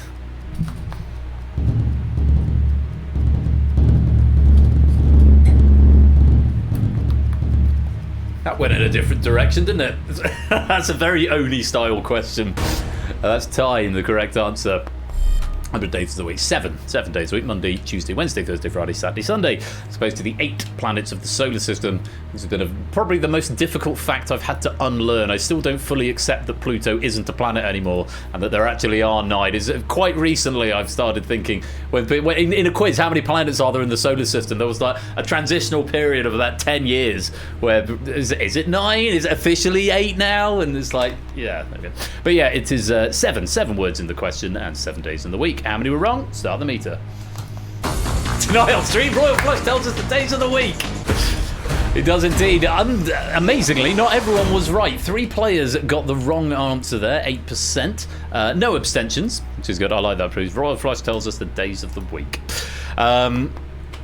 Pluto is a planet in my heart and in mine, Danger. And in mine. So we're still avoiding a purge, which is great. Let's go on. Breakpoint load to 20% is getting jolly close to the base and a guaranteed purge. My second favourite day of the week. Probably Friday. I quite enjoy Friday because it's a half day at work. Saturday would probably be my favourite day of the week.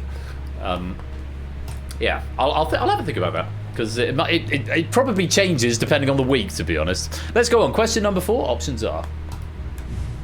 Oh, JR, you. Options: China in 2000, the entire world in 1000. Which has the higher population?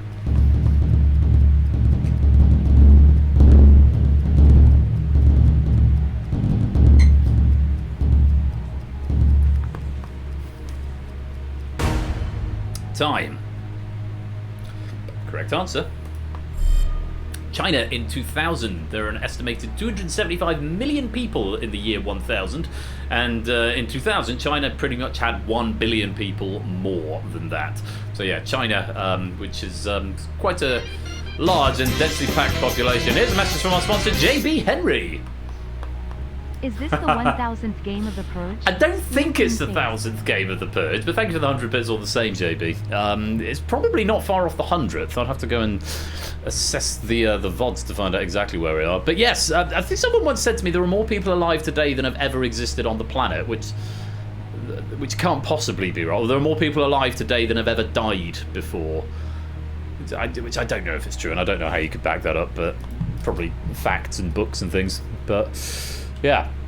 Anyway, 12 people in the year 1000. Yeah, it's pretty much. Anyway, let's find out how many were wrong. Start the meter. Hey, everyone getting it right. Lovely stuff. No abstentions either. Okay, well, I need to check my sources then. Someone probably told me that in the pub, and I've just believed them. JB, welcome to the stream officially. Hope you're keeping well, my dude. Let's reset. Breakpoint now down to 10%, so we are going to be getting a purge either this question or the next question. Let's see what this one brings. Options are: this is a paradox. This is a tautology. This question is false. Love it.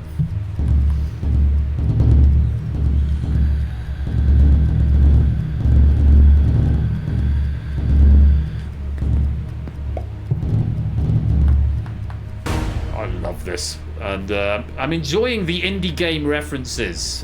Portal 2 reference with this question is false. In the notes, I'll tell you all about the other one in a minute. But the correct answer: this is a paradox. This question is false. A paradox contradicts or disproves itself in the statement. So this question is false, is a paradox, because if it is false, then it's not false. And here's a message from our sponsor, Kegler Coach. Is the WAD game ready for the second rule of 5G Club? At JB Henry XIV. Thank you for the 100 bits, Kegler Coach. A tautology is something that repeats its statement within the sentence. For example, this statement is this statement, or the end is never the end is never the end is never the end. So sort of Stanley Parable reference there. You also get tautologies in geography, so you get things like the Sahara Desert or the Gobi Desert or the River Tyne or the River Humber, which all mean desert, desert, or river, river. Or Mount Fujiyama, which means hill, hill, hill, hill. No, Mount Fujiyama means hill, hill. It's Torpenhow Hill means hill, hill, hill, hill. Or Treppenner, as some people insist on pronouncing it. Anyway, Silent Marie, welcome to the stream. I'm going down the road of tautologies and paradoxes. Let's find out how many of you were wrong. Start the meter.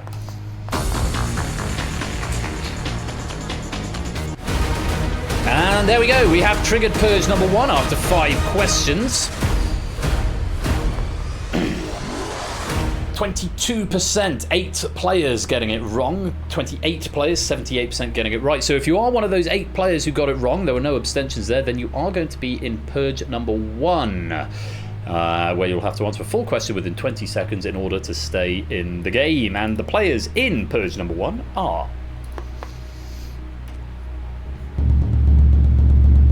Solomon, Pruge, Comrelax, Silver, Danger, Fluffy, Zeus, and CJ. You are all in the first Purge. Full answer required. You've got 20 seconds. If you get it right, you get to rejoin the game and carry on. If you're not in this Purge, you may still answer the question, as it's worth pennies at the end of the game, but it won't count towards your answer quota, if that makes sense.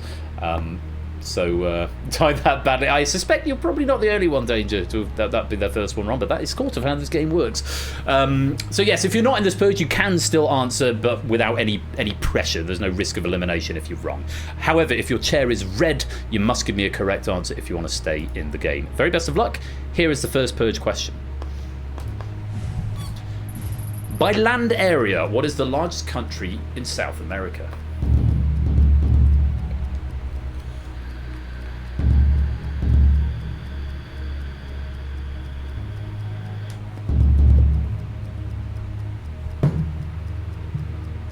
Answers from everybody, and that is time up.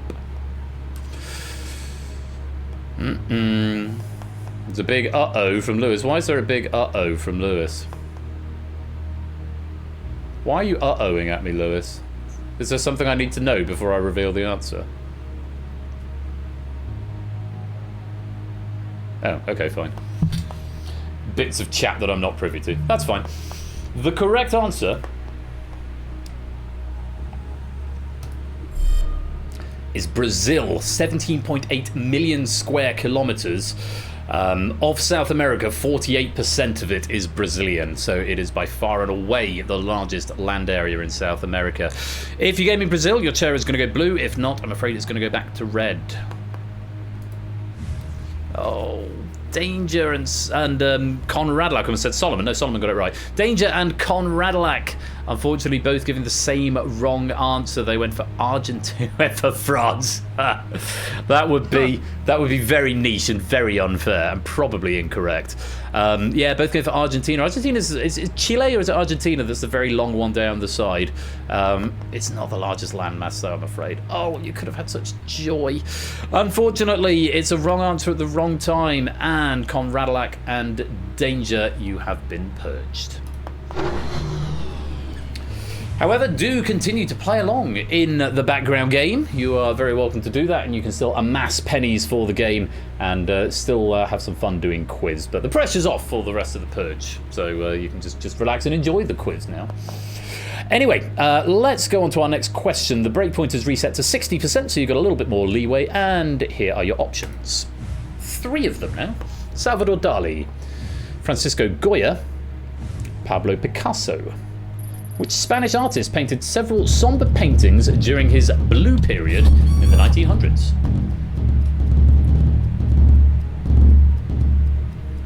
Incidentally, the answers don't increase after every purge, they increase every 5 questions.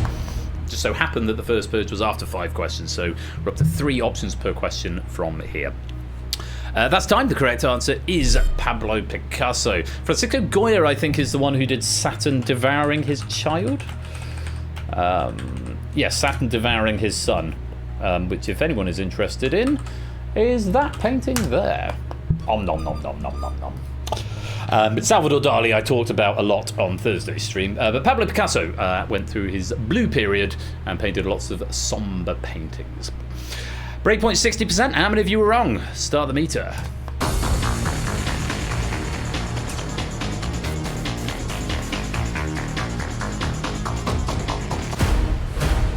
Okay, not too bad. 26% incorrect, 1 abstention there. 5 going for Goya, 3 going for Dali, 25 getting the correct answer of Pablo Picasso. Well played. Here we go, let's pop the breakpoint down to 50%, and let's take a look at our next question. Options are Buzz, Laramie, Duff. What is the name of the fictional cigarette company in The Simpsons?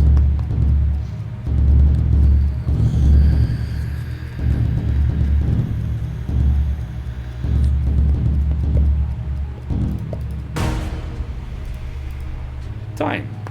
Correct answer is Laramie. I think most of us probably knew that Duff is the beer company. Maybe we didn't know that Buzz is the cola company. There did exist a real US cigarette brand called Laramie until the 1950s, which probably explains why all the Laramie advertising is a parody of the adverts for cigarettes at that time. Of course, not allowed to advertise for cigarettes anymore. Naked Grandma, not a cat, welcome both of you to the stream. Breakpoint is 50%. Let's find out how many of you were wrong. Start the meter.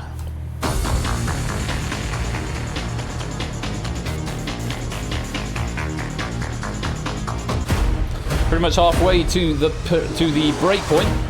24% incorrect. There was another abstention, and that abstention accounts for 3%. So it can make a difference. So if you're abstaining, just press a button. Might be right.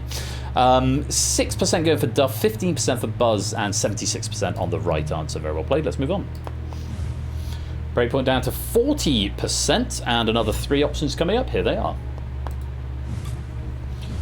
North Dakota, South Dakota, not in a Dakota. Where is Mount Rushmore?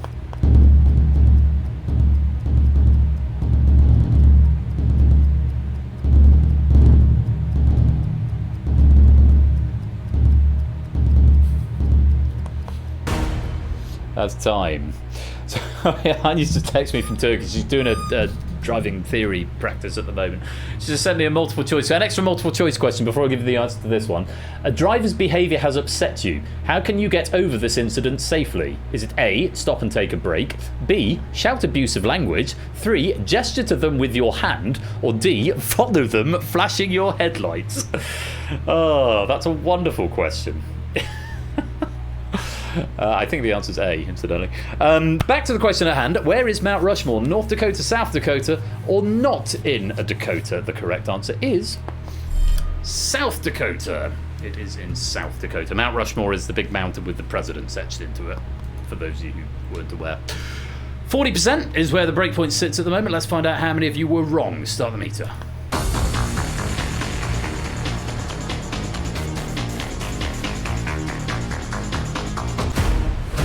24% again, and again, one player abstained.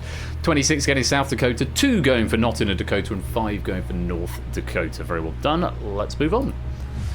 Breakpoint now down to 30%, and there's still 3 options. Here they are. Rock, paper, scissors. In the game Rock, Paper, Scissors, Lizard, Spock, which of these beats Spock? Thank you for the 100 bits, TVP. Maybe have a think about timing next time?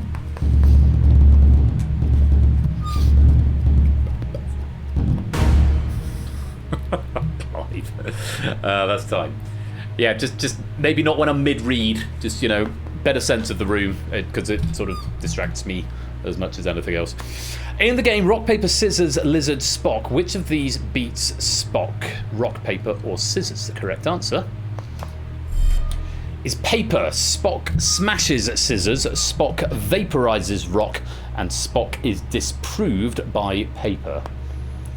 I did build this as a game. Yes, I built this as a warm-up game. Very short-lived warm-up game. I'm quite sure it set the airwaves on fire. It was just a bit too slow-paced for what it was. I could probably improve it. I might dig it out again at some point. But yes, Rock, Paper, Scissors, Lizard, Spock. In that game, paper beats Spock. Now, the breakpoint is 30%. Yeah, I've still got the bit. I wouldn't have just deleted it. I've got it somewhere. I might dig it out at some point. 3D tic-tac-toe and no limits. Let's take a look. How many of you were wrong? Start the meter.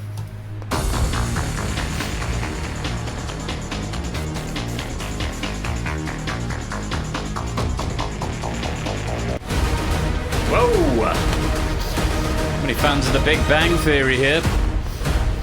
16 players went for rock, 4 went for scissors, 12 went for the correct answer, paper, just 35%. That's an incorrect count of 65%, and 2 players abstaining on that one. So 6% of that purge trigger has been accounted for by abstaining players. So if you were wrong or abstained, you are going to go into the second purge question, and let's take a look at who you are. Maybe me, Nando, Prugs, Arun, Lupine, JR, Stilgar, Shapes, Naked Grandma, Steven Star, Now Cut That Out, Jack, Flyboy, Fluffy, Claire, Samster, Cola, Woollyback, Silent Marine, Colin, Vertigo, and CJ. You are all in Purge number 2. If your share is red, you must answer this question in order to stay in the game. If it's not, you can still answer. It's still worth bonus pennies at the end of the quiz. Best of luck. Here is the second Purge question. What is the next year to be a palindromic number?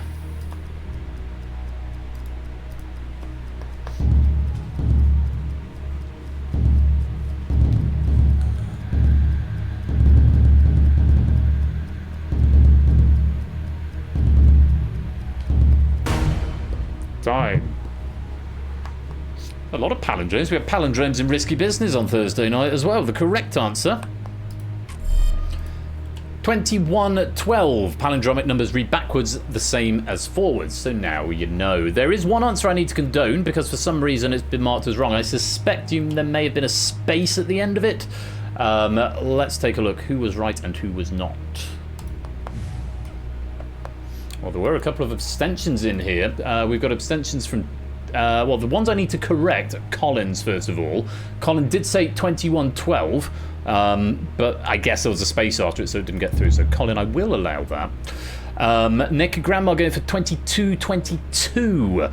Missing out 21-12. Unfortunately, that's a wrong answer. But it looks like Shapes and Toot have not given me an answer. And so, unfortunately, they are about to be purged alongside Nick and Grandma. Thank you both very much for playing. But it's a wrong answer, or an abstention at the wrong time. And you've been purged. We reset the breakpoint. Oh, Shapes has crashed out, fair enough. We reset the breakpoint to... I mean, I can look at the log in a bit, Colin, I can tell you what you typed. But no harm, no foul. Breakpoint is now at 70%, and another 3 players have been eliminated. So, let's go to our next question. And your options are... Butterfly. Breaststroke. Backstroke. Which of these swimming strokes has the fastest world record over 100 meters?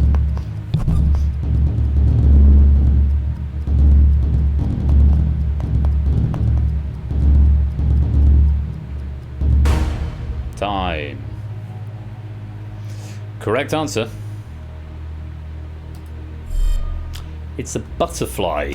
So it's slightly closer than you might think. I mean, breaststroke's a little quite a bit slower. Butterfly 49.45 by Caleb Dressel from the US. Backstroke is 51.6, so just over 2 seconds slower by Italy's Thomas Ceccon, or Ceccon possibly. Breaststroke is 56.88 by Derby's not quite owned, but he swam here once, so we're taking him, Adam Peaty. Who's the only name there that I've actually heard of. So butterfly is the correct answer. How many of you were wrong? Breakpoint 70%. Let's find out. Start the meter.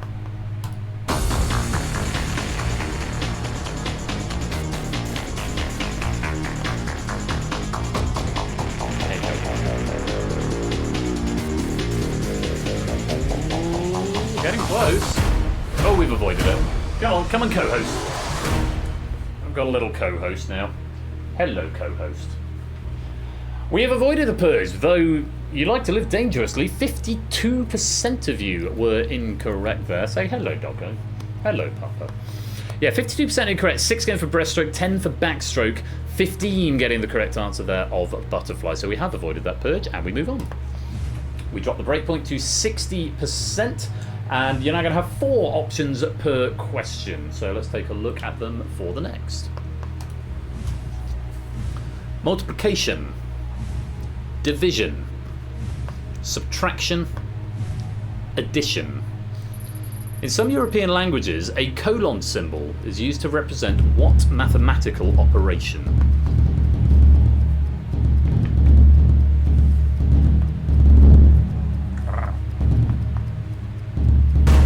Time. No kisses, thank you. Right, if you're going to be a nuisance, you're going to have to get down. Are you going to settle? Good boy. Correct answer. It's division. It's used in, amongst others, German, French, and Russian. Division is the answer. Breakpoint, what did I say, 70%? 60%. Let's find out how many were wrong. Start the meter.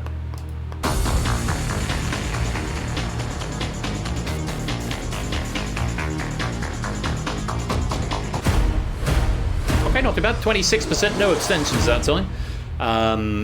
23 going for division, 5 for multiplication, 2 for subtraction, and 1 for addition. On we go.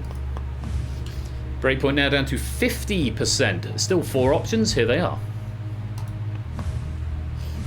Denmark, Sweden, Finland, Norway. Which of these countries has both a prime minister and a president?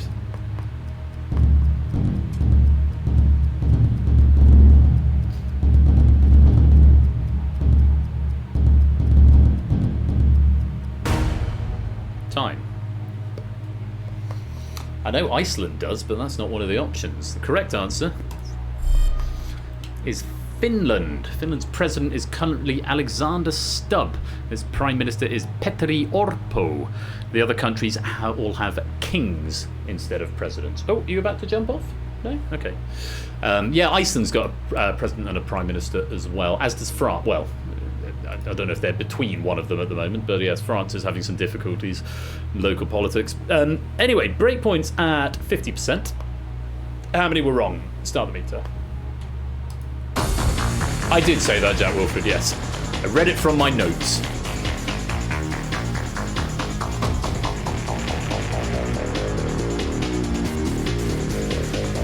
Oh, yes, we've triggered it. Cursed ratio. 52% were incorrect. 48% were correct. We were saying that a lot in 2016, weren't we? 52% incorrect, 48% correct. Politics. It does mean we've triggered a purge. 15 going for Finland, 4 for Norway, 6 for Sweden, 6 for Denmark. Yeah, very topical. So if you are one of the 16 players who gave me a wrong answer there, you are going to be thrust into this purge. Let's find out who you are.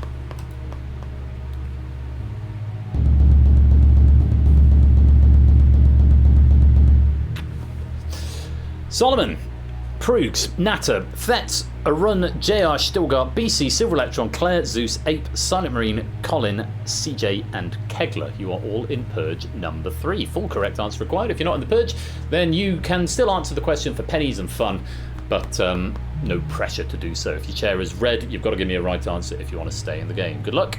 Here is the question. Which TV series' final episodes in 1991 focused on J.R. Ewing losing his entire oil empire?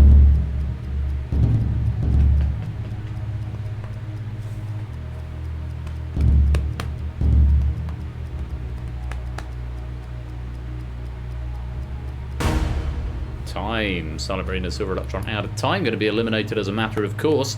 The correct answer, of course, Dallas, and who shot JR was a major plot point of the show as well. Two-part finale gets weird. After losing everything he had, JR Ewing literally goes on an It's a Wonderful Life journey with an angel to find out what life would be like if he never existed. However, instead of him finding the true meaning of Christmas, the angel repeatedly yells at him to shoot himself in the head. Christmas goes different in Texas, I guess. So yeah, there we go. It was Dallas, and if you gave me that, your chair is going to go blue. If not, it's going to go red. Silver Electron and Silent Marine abstaining, and CJ going for Dynasty, or Dynasty, however you want to pronounce that one. I'm afraid it's not a right answer, not something I can condone. Thank you very much for playing, you three, but it's a wrong answer at the wrong time, and you have been purged. Breakpoint reset to 80%. Dallas is just salad spelt backwards. Is it the universe trying to tell me something? I don't think so. We've still got 4 options. Dallas Dynasty the other night, then. Possibly. Possibly. There's a lot of questions. Still 4 options, and there's still quite a few of you in the game. Breakpoint's 80%. Let's go on to the next one. Your options are 100, 200, 250, 500. What is the highest current denomination of a Canadian banknote in circulation? Pop down, little one. Go on, pop down. No? Can you get down? Time. Steak and barbecue, Marcel. Yeah, that sounds about right. That's for a Dallas salad. Correct answer. It's 100. There were $500 and $1,000 bills, but they were withdrawn in 1935 and 2000 respectively. The largest you get now is $100. Breakpoint's 80%. How many of you were wrong? Start the meter.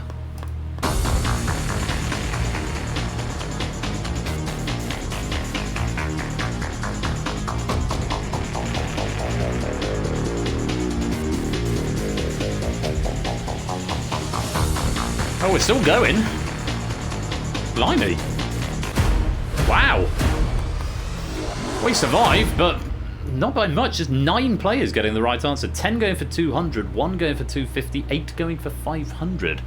If you were wrong there, then the handful of correct players, the 9 who got it right, have saved you from another purge. And we go on to the next question. We lower the breakpoint to 70%. And we give you another 4 options. Here they are.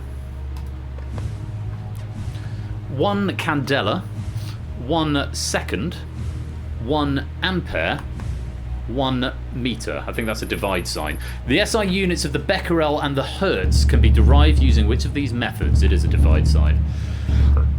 Yes, I've now realised I should have read the question first. I don't get the question in advance on this version. In other games, the question displays before I launch it, which is a feature I need to retrofit into everything, but on this one, it displays the question and shows it to me at the same time. The SI units of the becquerel and the hertz can be derived using which of these methods? 1 over candela, 1 over second, 1 divided by ampere, or 1 divided by meter. The correct answer is 1 divided by second. I'm not quite sure I understand the question, but SI base units going to SI base units. The becquerel and the hertz are 1 divided by a second. Right, get down, because you clearly want to get down. Good boy. Frequency is oscillations. Oh, I see. Right, fine. That makes sense. Right, breakpoint 70%. Let's find out how many were wrong. Start the meter.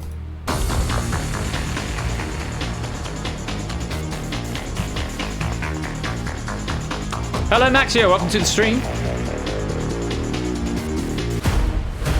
Yeah, we're all good. 61% getting it right. 4 going for ampere, 4 going for meter, 3 for candela. But we've avoided the purge. 39% incorrect, and we move on. Breakpoint now down to 60%, and let's have some more options. IMDb, eBay, Yahoo, Ask Jeeves. Which of these websites was started first?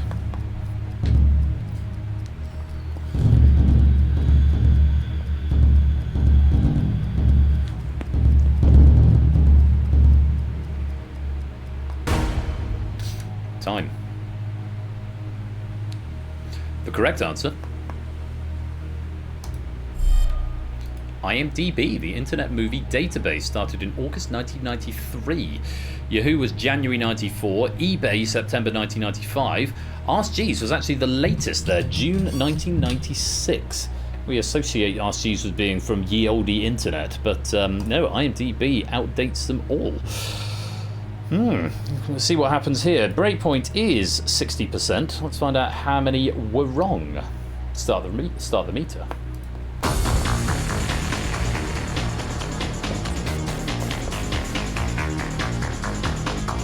I feel old with most questions, Silent Marine. That's what happens when you get old. You're not wrong, Silent Marine. It's a big purge. 86% of you were incorrect. No abstentions there. 4 going for eBay, 8 going for Ask Jeeves, 12 going for Yahoo there. Just 4 players getting the correct answer. It is theoretically possible we go to a final after this question. Some message from our sponsor, JR. Purge me, Daddy Ben. I make no guarantees. Let's take a look at who is in Purge number 4.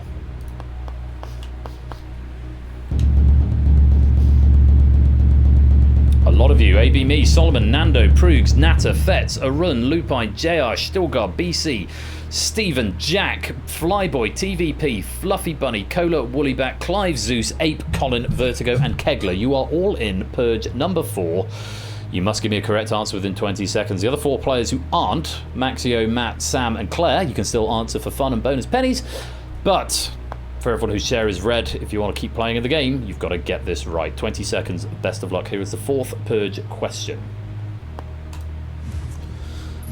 What is the largest moon in the solar system?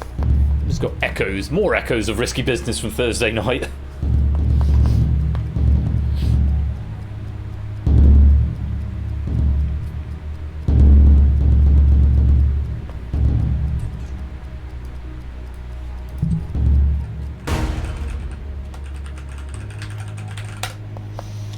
That's time. I was going to get my my list of stuff, just so I can give you some extra nuggets. The correct answer is Ganymede. It's a moon of Jupiter. Oh bollocks. Organised by Radius. Ganymede is, I can't read these numbers, but it's bigger than Titan. If we go by mass, it's still bigger than Titan. So it is very much, very definitely Ganymede by both mass and radius. Let's take a look and see who was right. Ooh, a few wrong answers up there this time. Let's just go through them. Titan, Titan, Io, Titan, Titan, the Moon, Moon, Io. TVP, that's close enough for me. That's you, Ganymedes. Yes, that's pretty close. Phobos and Titan, all of those are incorrect answers. So, JR, your wish is my command, along with AB Me, Ardenfetz, Lupine, Stilgar, Stephen, not TVP because I've been condoned, Woodyback, Clive, Ape, and Colin. I'm afraid it's the wrong answer at the wrong time, and you have been purged. More than half the players have now been purged. 19 purged, 18 remain. Breakpoint up to the highest it can be, which is 90%. We've still got 18 players in the game. We've still got quite a few questions to go. Let's see what happens as we go to the next question. Now with 5 options, here they are. Herefordshire, Shropshire, Gloucestershire, Worcestershire, Cheshire. Which of these English counties does not border Wales?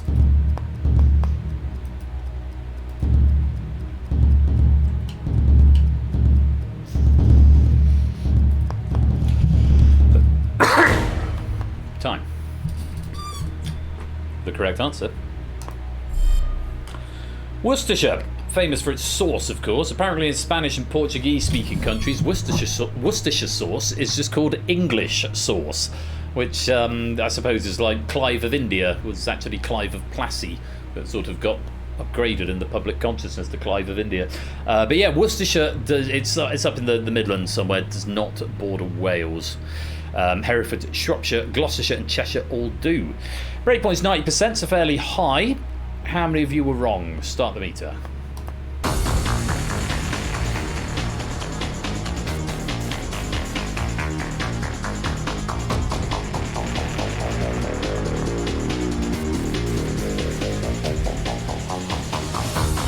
More than half of you. But not a lot more. 67% in total incorrect there. 3 for Herefordshire, 1 for Shropshire, 4 for Gloucestershire, 4 for Cheshire. Plurality did fall around the correct answer. Worcestershire, 6 players going for that. And we've avoided a purge. Let's move on. Breakpoint lowers to 80%. Still 18 players in live play. Let's have another 5 options. Here they are. Woodrow Wilson, Theodore Roosevelt, William Howard Taft, Franklin D. Roosevelt, Grover Cleveland. Which of these presidents was the first to win a Nobel Peace Prize?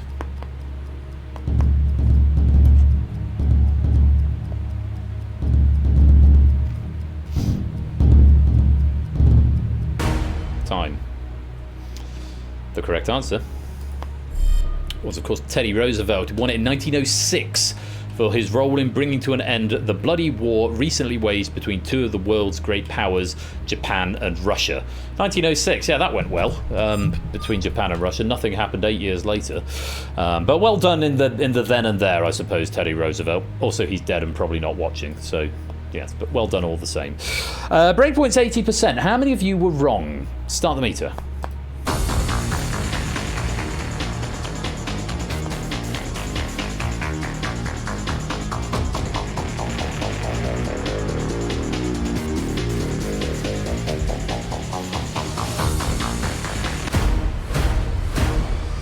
Okay. At least he didn't beg for it. He's dead and probably not watching. It's just spooky season, it is. 56% of you getting that one wrong, no abstentions. No one going for Taft, 2 for Cleveland, 4 for Franklin, and 4 for Wilson. We have avoided that purge, so let's go on. Breakpoint down to 70%, 5 options, and here they are. In a hospital, at the gym, in a kitchen, at the optician's, in a steel foundry. Where would you most likely find a Smith machine?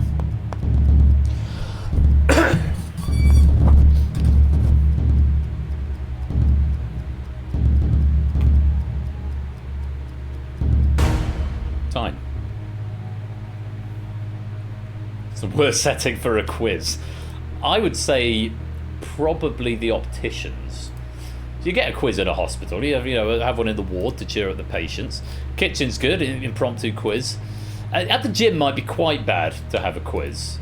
Steel Foundry might be a bit noisy. Correct answer, incidentally, is actually at the gym. Smith machine is a weightlifting device.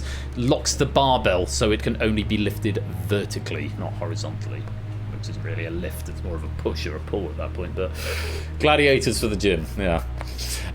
Anyway, breakpoint was, what did I say, 70%? 70%. Let's find out how many were wrong. Start the meter.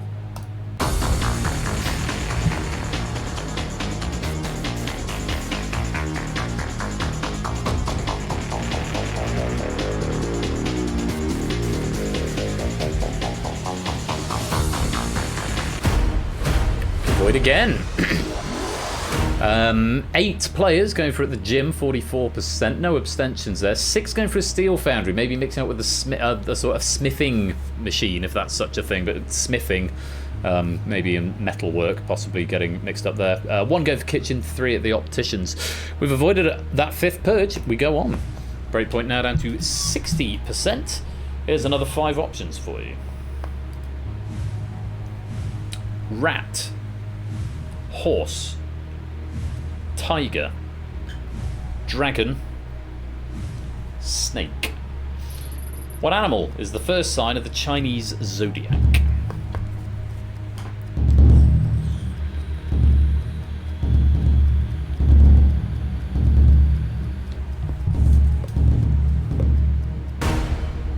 Time.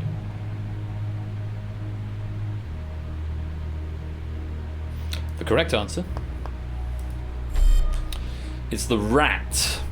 The mythology is that there was a race to decide the 12 signs of the zodiac, and the rat won by riding on the back of the ox and stealing the win at the line. In certain versions of the story, the rat pushes a cat into a river to stop the cat from being in the zodiac at all, which is proof that rats are pricks. Rats are not pricks. I quite like the rat. Not the rodents that the cats bring home, usually dead but occasionally alive. But no, the pet rats, they're awesome. They're intelligent and they're loyal and they're cute. There you go. That's my opinion. But yeah. But yes, that's an interesting story. I know I was born in the year of the dragon, 1988. But how many of you knew the first sign of the Chinese zodiac was the rat? Breakpoint is 60%. Start the meter.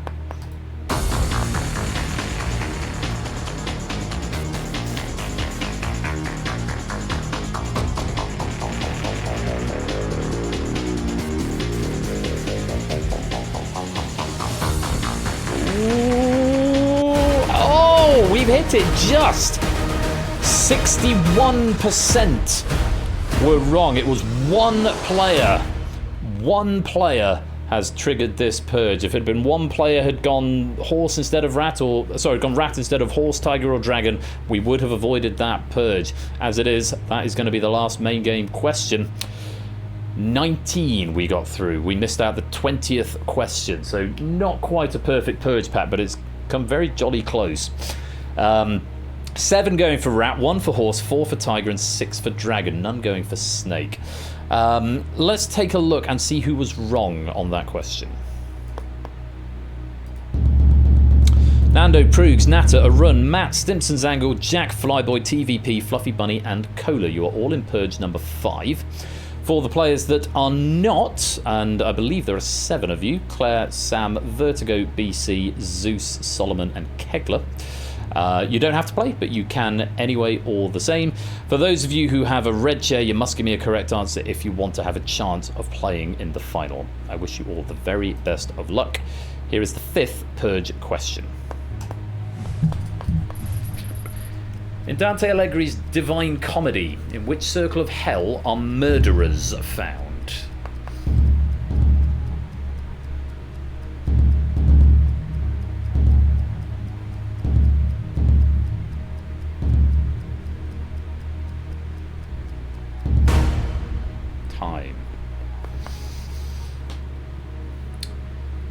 In Dante's Divine Comedy, in which circle of hell are murderers found? It's very interesting that this question came up because about 2 hours before the stream started, I watched a video explaining the 9 circles of hell in Dante Alighieri's Divine Comedy.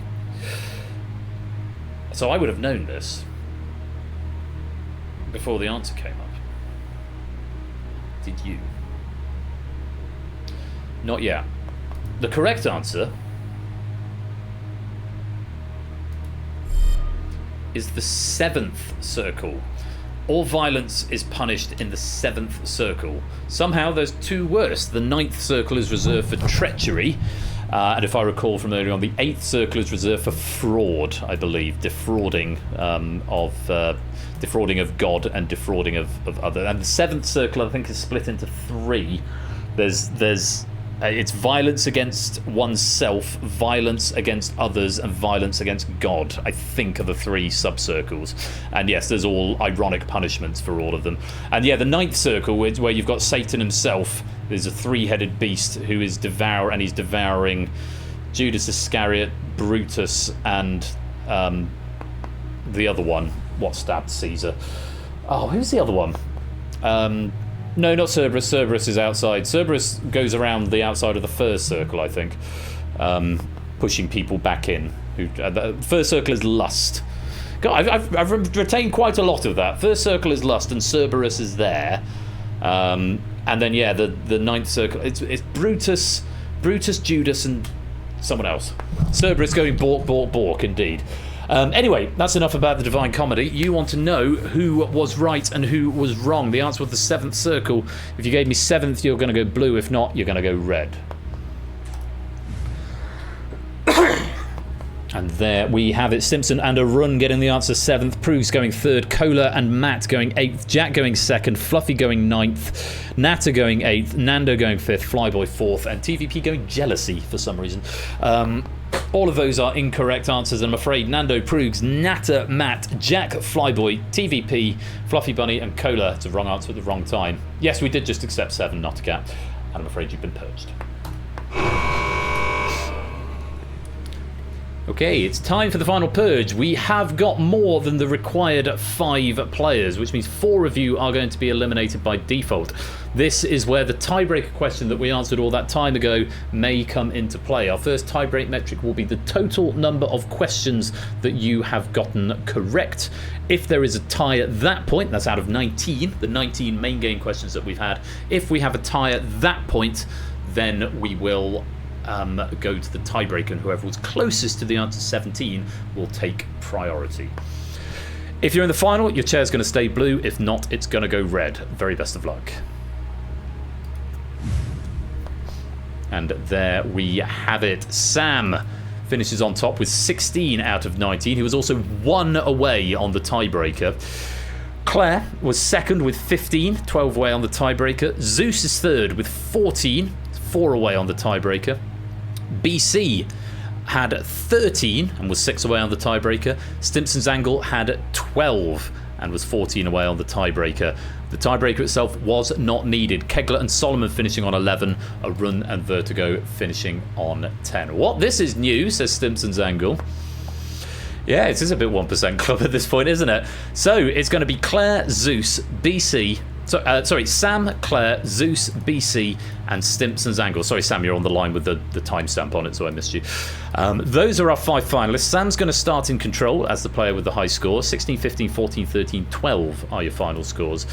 It does mean we're going to lose those 4 players from the game. Kegler, Solomon, a Run, and Vertigo. Great run, but unfortunately it's not a final for you tonight. Let's just take a look at the pre-final lead. We'll see how everybody else got on. Total number of questions correct in the first column. Number of purges that you survived in the second column. And we order by purges survived first, which makes it very difficult to see at a glance who's got the most number of questions correct. I think it's Sam with 16. Let's see anywhere. I see a couple of 14s in there, a couple of 13s in there. But Sam leading the pack with 16, just ahead of Claire on 15. So that will be a part of your penny contribution, along with all the other questions you've answered at the end of the game.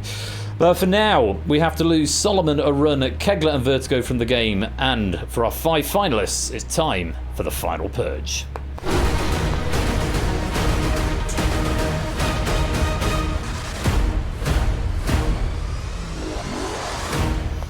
Well, this is a stacked final, isn't it? So, here's how the final works. You're going to be shown half a question. Based on that half a question, you've got to decide whether or not to play or to pass. If you're going to pass, you need to press the button of the player you're passing it to and double check who you're passing it to, because the order on your device may not be the same as the order they appear on the graphics. Okay?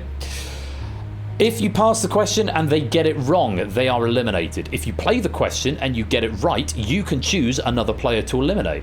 If you pass and they are right, or you play and you are wrong, then you eliminate yourself from the game. You only get half a question before you have to make that decision. You're then shown the question in full and have 20 seconds to answer. Even if you are not selected to play the question in the final, I forgot about this end game. Welcome to the stream, Claire. Yeah, I think you've won it before. I'm going to check the medal cabinets and I'll report them back to you as and when players are eliminated. What was I about to say? Oh yes, even if you're not the selected player, still answer the question. Likewise, all of the players in the behind the scenes game still answer the question, because they're still worth pennies, even if you are not the nominated player. So, Sam, you were leading coming into the final. Would you like to play first or last? Sam is going to take on the gauntlet himself and play first. So, everyone watch out, because if Sam plays and gets it right, you could be eliminated without even doing anything. And of course, this is where tactics can come in as well. So players have to think about who they want to eliminate and perhaps why. But let's see what happens. Sam, here is half a question. And based on this, decide whether you want to play or pass. Owing to the number of... Sam's going to play. There might be some logic to it. Maybe if you don't want to face the gauntlet, maybe give it over to someone else. But I suppose it means you're sort of a target on your back if you're coming in as the strongest player. But never mind. Owing to the number of, Sam has chosen to play. Very best of luck. Here is that question in full. Owing to the number of flavours the store allegedly has, what number is hidden in the logo of the Baskin-Robbins Ice Cream Company? Sam getting an answer in, and right quick.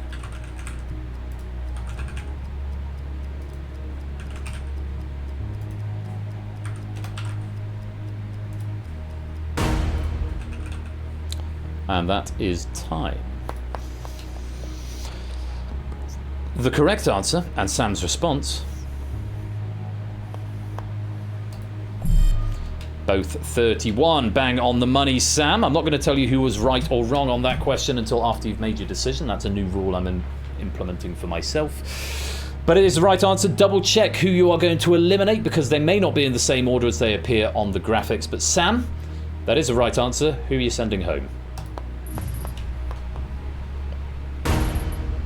It's Ben, risky business champion from Thursday night. I don't know if Sam's after in the market for a little bit of revenge on BC, because I think Sam was just deprived of a medal after Ben managed to shaking my head here. Oh, that's the way the game goes. That is unfortunate, Ben. But you have been chosen for elimination. You are yet to medal in the Purge, but unfortunately it won't be today, and I'm sure Sam's not doing anything remotely petty like that. Thank you for playing, Ben, but I'm afraid you have been purged. You didn't win the finish line, Sam. Lovely, lovely, lovely. Right, Claire. You've got control of the next question. Based on half a question, decide whether you want to play or pass. If you're going to pass, who you're passing it to. Take a look. There were two countries. Claire going to play herself. It was the worst of times. There were two countries. Claire taking it on herself. Very best of luck. Here is that question in full. There were two countries where the FIFA Women's World Cup was held in 2023. Name either of them.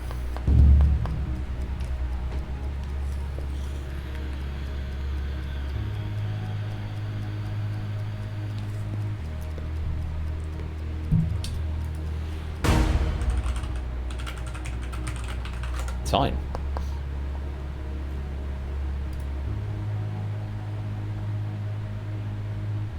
correct answer and Claire's response.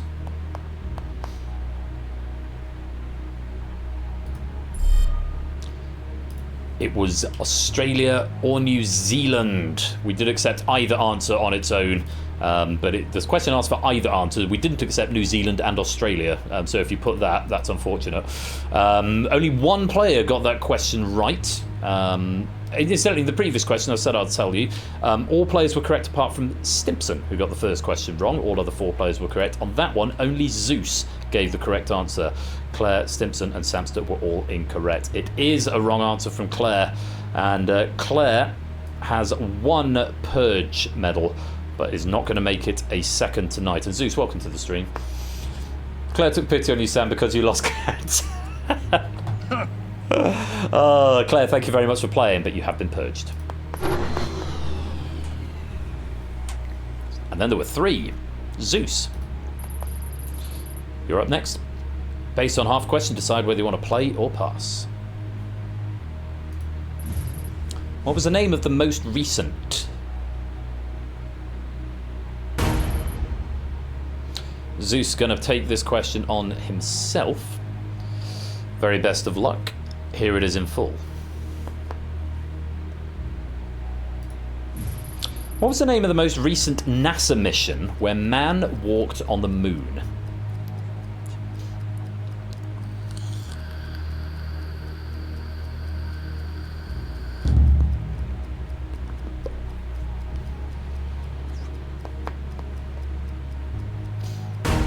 Time.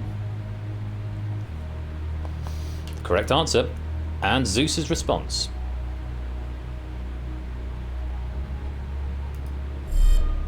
"17 was an acceptable answer. Apollo 17. Taking place in 1972, the mission contained a 3-person crew of Eugene Cernan, Ronald Evans, and Harrison H. Schmidt. So, Zeus, the choice is yours. Is it Sam or is it Stimpson who is going to be going home? Remember, whoever you eliminate, or rather whoever you leave, will have control of the final question. I'm not going to tell you who was right and wrong on that question. The choice is yours. Sam. Zeus wasted no time in purging Sam there. That'll be because Apollo 17 or Apollo 19 would have gotten through the spell check tolerance for Apollo 17 because it's only 1 character difference. So if you put Apollo space 1 and then another number, probably would have been marked as right. I can say all 3 players in our final did give me Apollo 17. So all 3 gave the correct answer. I'll give you that information after the fact. But Sam, how many Purge medals have you got? Not 5, it's only 4. It's 4 at the moment. It's not going to be a 5th tonight. Sam, thank you very much for playing, but you have been purged. And then there were 2, and I can tell you now because there's only 2 players left. Zeus has won the Purge twice before. Stimpson has not yet medalled in the Purge. Indeed, they only have 1 feature game gold medal, that's in Google that, and 2 golds in Crossfire. So this could be only their 2nd game night main event gold medal. But there's a small matter of half a question and a decision to make first. First time in the final and potentially taking a gold. Good luck, Simpson. Here is half a question. Play or pass? In which year? And all 4 players have decided to play their own question.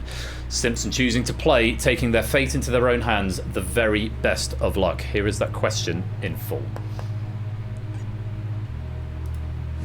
In which year was the video game Doom released, singer Ariana Grande born, and Mr. Blobby as the UK Christmas #1?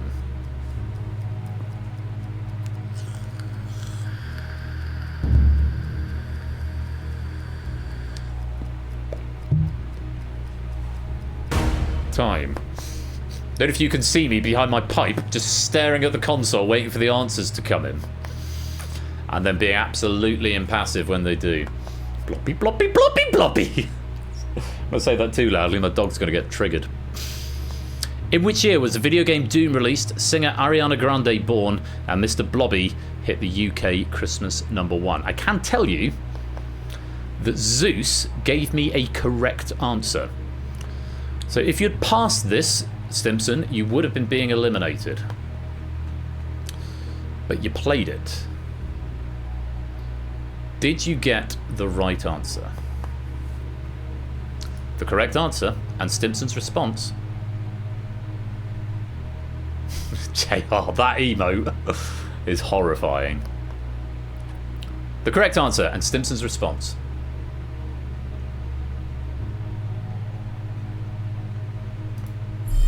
$1993, absolutely bang on the money.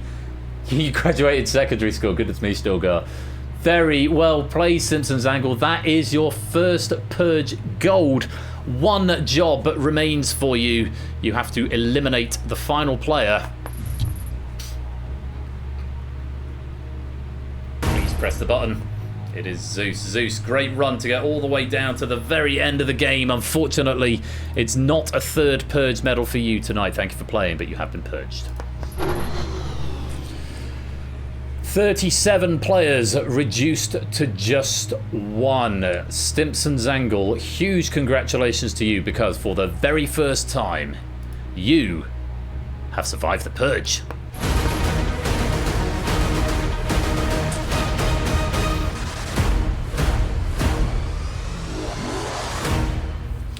I would have got that from Doom and probably the Mr. Blobby one from Christmas #1s from the 90s are fairly on point. Yeah, good game. Very good game. And to answer your question, Lewis, in terms of what's the advantage of going last, I think that proves the point right there. You sort of get ignored a little bit, maybe, if you pass the buck to the other end. But there we go. Because, of course, you're basing it on scores coming in and maybe eliminating, stronger players. But there we go. Let's take a look at the final leaderboard. And we can see that Stimpson's Angle got 18 questions correct and survived 10 purges. Zeus with 22, Sam with 23, Claire with 23, Ben with 19, Flyboy also with 19, and a few others in there as well that you can have a look through. And if I press the refresh button, pennies have been updated and credited to the penny bank. Very well played, everybody. Can I extend my thanks to Oni? Lovely, lovely pack of the Purge right there. And thanks very much as well to Topper, who's gone to the effort of proofing it for us as well. Well, that is almost just about it for game night this evening. But we have got one small matter left. And that is, of course, for the main weekend lottery draw for a chance to win even more pennies. So please do stick around for that lottery draw before I pick a raid message and we go on to raid some of our friends elsewhere in the wider community and pass on the love. Thanks again to Oni for writing, to Topper for proofing, to you for playing, and very many congratulations to Stimpson's Angle. You have survived the Purge.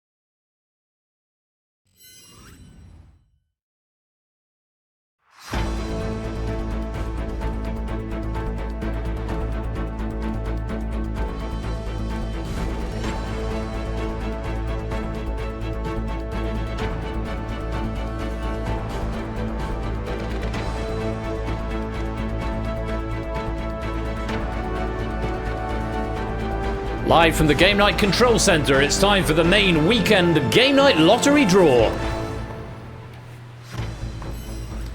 There are far too many words in that sentence. I need to come up with a much better, catchier, snappier intro to this. Come and join the lottery for your chance to win some pennies. Oni, can you tell me what the ending of this raid message is? Because it's truncated. Someone in this pub is claiming they invented... And then it just says ... And I'm desperate to know. Visual Basic C#. Is that actually what it is? That's JR who said that. I need to hear it from Odie. Oh, that's not what it is. Okay. No, I know JR isn't Oni. That had not escaped my notice. I don't know if he's here. I think he's probably here. Despite all evidence to the contrary, you're the evolved form of Oni, aren't you? Because it might get a thumbs up. I've got a lot of raid messages. I'm going to have to do a second pass, I think. Yeah, I'm going to have to stall for 3 minutes. Welcome to the stream, Ape.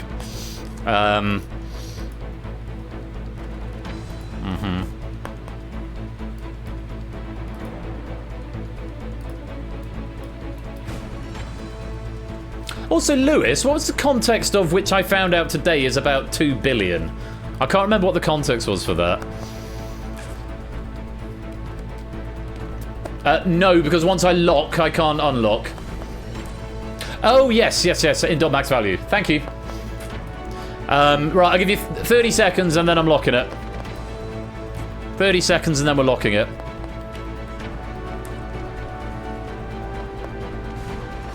Who are we waiting for, Ape? Oh, you're almost home.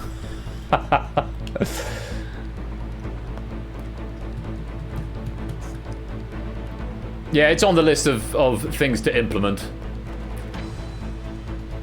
Simpsons Angle, I see your lottery. I'll cash that in a minute. Oh, God, shall we wait for 8? We'll let 8. We'll wait for 8. We'll do a lottery while we wait for 8. Here's a message from our sponsor, TVP. I hope everybody wins 10,000 pennies this draw. Well, that would mean that nobody gets any advantage from it. But it would be a nice feeling. Thank you for the 100 bits, TVP. No, it's not 8 Minky who's done that random award. It's Simpsons Angle. Simpsons Angle.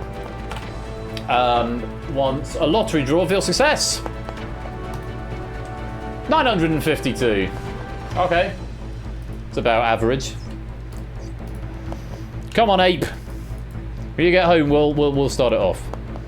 It's like a honk indeed.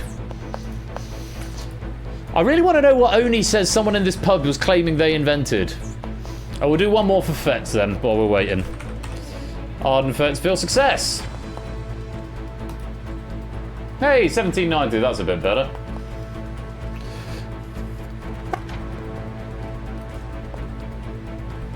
$45 seconds, alright. We'll wait for 8 Minky. 45 seconds.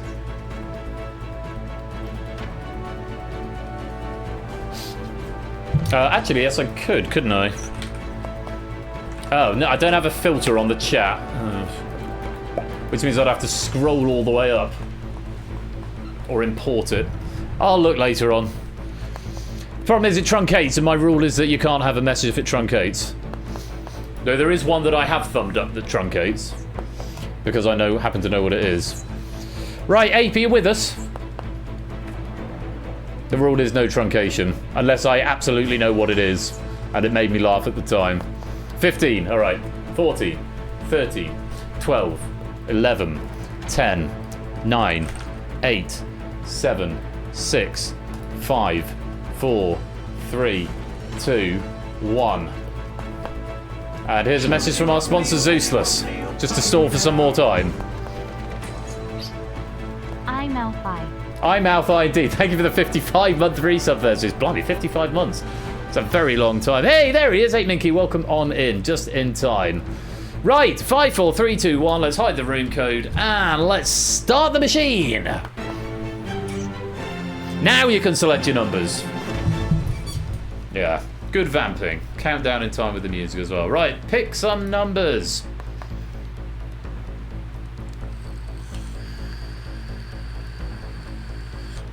Or don't. Oh, hang on. No, you are picking numbers. I've just turned the filter off. I was like, why are there no messages coming up in my log? It's because I turned off non-focus players tonight. Oh, have I still not fixed the underline? Thank you for pointing that out, me. Can you chuck it in suggestions if it's not already there? That's my bad. That came up in... there was a colour thing. Google that controller uses colours in the Unicon, and yeah, that came up when I was testing earlier on. So it's an easy thing to miss. Rich tags, they're fiddly things. That might already be on the list, but it'll definitely be being added. I've got to go through the suggestions tonight. Actually, migrate everything over to the list TM. Right, 30 seconds. Someone in this pub claims to have invented Lewis. I've got a chat log. I'll look through it at the end. But... oh, NATO. Oh, that's quite funny. And it's only just hit the truncation. Somebody in this pub is claiming they invented NATO. Okay. That's funny. 10 seconds. Thank you, Lupin. Yeah, I could make the box bigger, but brevity is the soul of wit and all that. 5, 4, 3, 2, 1. Let's release those big money balls. And they go the beautiful lottery colours, which aren't canonically accurate to the original National Lottery, but I like these. They make my eyes smile. In they go. Penny does her spins, gives them all a bit of a judder. And of course, you're looking for at least 2 numbers. If you hit 2 numbers, you'll get some pennies. Any more than that, you get even more money. So, best of luck to you all. Let's start the draw. And tonight we're using Guinevere and set of balls number 6. Around and around and around they go. I think they might be more colourblind friendly, possibly. Let's have to consult with a colourblind friend. First one out of the machine is number 20, which has not come out of the machine. That's the first appearance in the main lottery draw, and there's a non-zero chance it'll have its second main appearance in the main lottery draw tonight, because the physics are still balked. Oh well. 20 is out first. Is it 20? No, it's a white one this time. Next one is number 3, second appearance in the main lottery draw. Last appeared Saturday, the 27th of September. Yeah, you just get 20 all the way through. I don't know if it's gone on the floor or if it fell back into the machine. Probably back into the machine. It's because of how I've modelled it. Let's find out. Next out of the machine. Another white one, number 9. Second appearance in the main lottery draw. Last appeared Saturday, the 11th of October. So 2 weeks in a row for number 9. John Willer would be having kittens, I'm sure he would be. Our 4th ball tonight. It's a green one, number 38. Oh no! Number 38 might get picked again. Second appearance in the main lottery draw. Last appeared Saturday, the 20th of September. Oh dear, that's two lots of broken physics tonight. Not ideal. 5th ball out of the machine. It's another pink one. Not number 20 though, it's number 29. First appearance for that in the main lottery draw. Yeah, but there's colliders there, so it can't escape anywhere. So the only place it can go is back through the hole and into the machine. And to be fair, Ash's 38 did once fly into outer space. I was there for that, it was very funny. Oh, we've got a missed draw there, so we're going to try again. It was a pink one, but we're actually going to have a yellow one. It's number 41. First appearance in the main lottery draw for that one. So there's our main line. We do need a bonus ball though. And tonight, that is going to be a blue one, number 10. First appearance of that in the main lottery draw. So despite 2 of the balls escaping, we have ended up with a complete line, and tonight's winning numbers once again in ascending numerical order. Number 3. Number 9. Number 20. 29. 38. 41. The bonus. It's number 10. And we've almost got one of every colour there. which is, I think, the first time that might have happened. And to our winning tickets, let's look at the higher values. We've got Lewis getting 1,000 on one ticket. We've got Stilgar getting 1,000 on one ticket. Ben getting 1,000 on one ticket. Flyboy getting 1,000 on one ticket. CJ getting 1,000 on one ticket. And those are all the 1,000 tickets. A number of 250s going out there across all lines. We've got 250 to AB Me, 500 to Vertigo, 1,000 to Colin, 750 to Solomon, 500 to Lupine, 250 to SJ, 1,500 to Lewis, 750 to Silent Marine, 750 to Maxio, 250 to Stimpson, 500 to TVP, 1,000 to BC, 1,000 to Stilgar, 250 to Claire, 250 to Fluffy, 750 to Danger, 250 to Conradlac, 500 to Silver Electron, 500 to Woollyback, 1,500 to CJ, 1,500 to Flyboy, 500 to Zeus, 500 to Toot, 250 to Jack, and that is it. When I press refresh, okay, they've now updated. So if you go exclamation mark, that's also on the list to automatically update when that happens. So yeah, and there we go. That was the lottery draw. I hope it was. Player pick lines do not reorder numerically, but are shown in the order picked instead. Oh, that's an interesting bug. So many bugs in that. Oh, I've got to go. I need to finish. I'll finish Google that, and then I'll do the lottery machine. That's the plan. Right, hope you got some money out of that. I will see you for the raid in just a few minutes' time.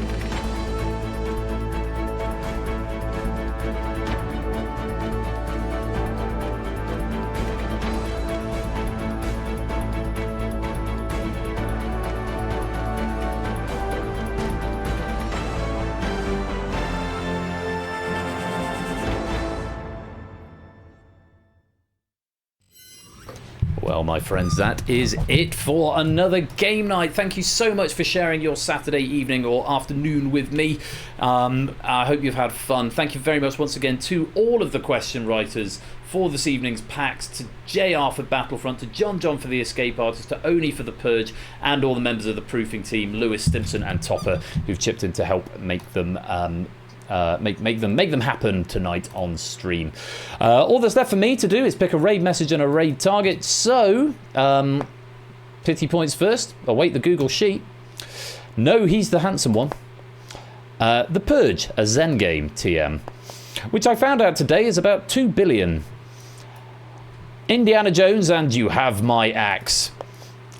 Pluto is a planet in my heart. Someone in this pub is claiming they invented NATO. That's quite good. Your balls have minds of their own. I've got quite a few still to choose from, so I need to whittle it down even further because some very good ones. I think the bullying will continue until morale improves. Goes to Oni. To Proogs, and tonight on stream, Royal Flush tells us the days of the week. To Vertigo, salads are for rabbits, burgers are for people. 3 left. 2 of them are dangers, actually. Condoms and menopause for danger. And because the Kremlin for Stilgar, which means Danger, you are our raid message tonight. He's dead and probably not watching. Yes, thank you for all the raid messages that came in and gave you some extra pennies. If you were a runner-up, and 100 going out to Danger for selecting tonight's raid message, which is he's dead and probably not watching. All that's left to do is to pick someone to go and raid. Quite a few people online. Tip, Sheev, Emmy, Botez. Oh, they're not doing chess though. I don't think they're doing just chatting and advertising stuff. Ted601, which is now 24/7. Yandis, Hardy Way, Spud, Flage is back on a Vice City grind. I haven't raided him for a little while, and he's still on his subathon. So I think it's going to be Flage Lounge, but we are going to go and raid and pass on this love to, and we're going to go and say he's dead and probably not watching.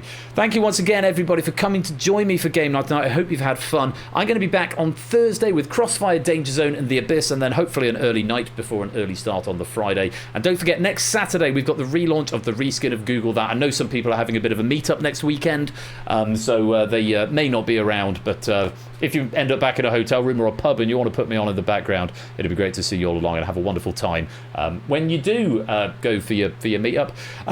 Thanks again. Thanks to all the admin team and everyone who supports behind the scenes to make this run smoothly. Put Ben on in the pub on a big screen. 80-inch plasma would be great. That'd be brilliant. Thanks. Until next time, you have been watching Game Night with me, Royal Flush, and until next time, be splendid and wonderful and marvellous and safe, and as always, take care, a peace out, and good night.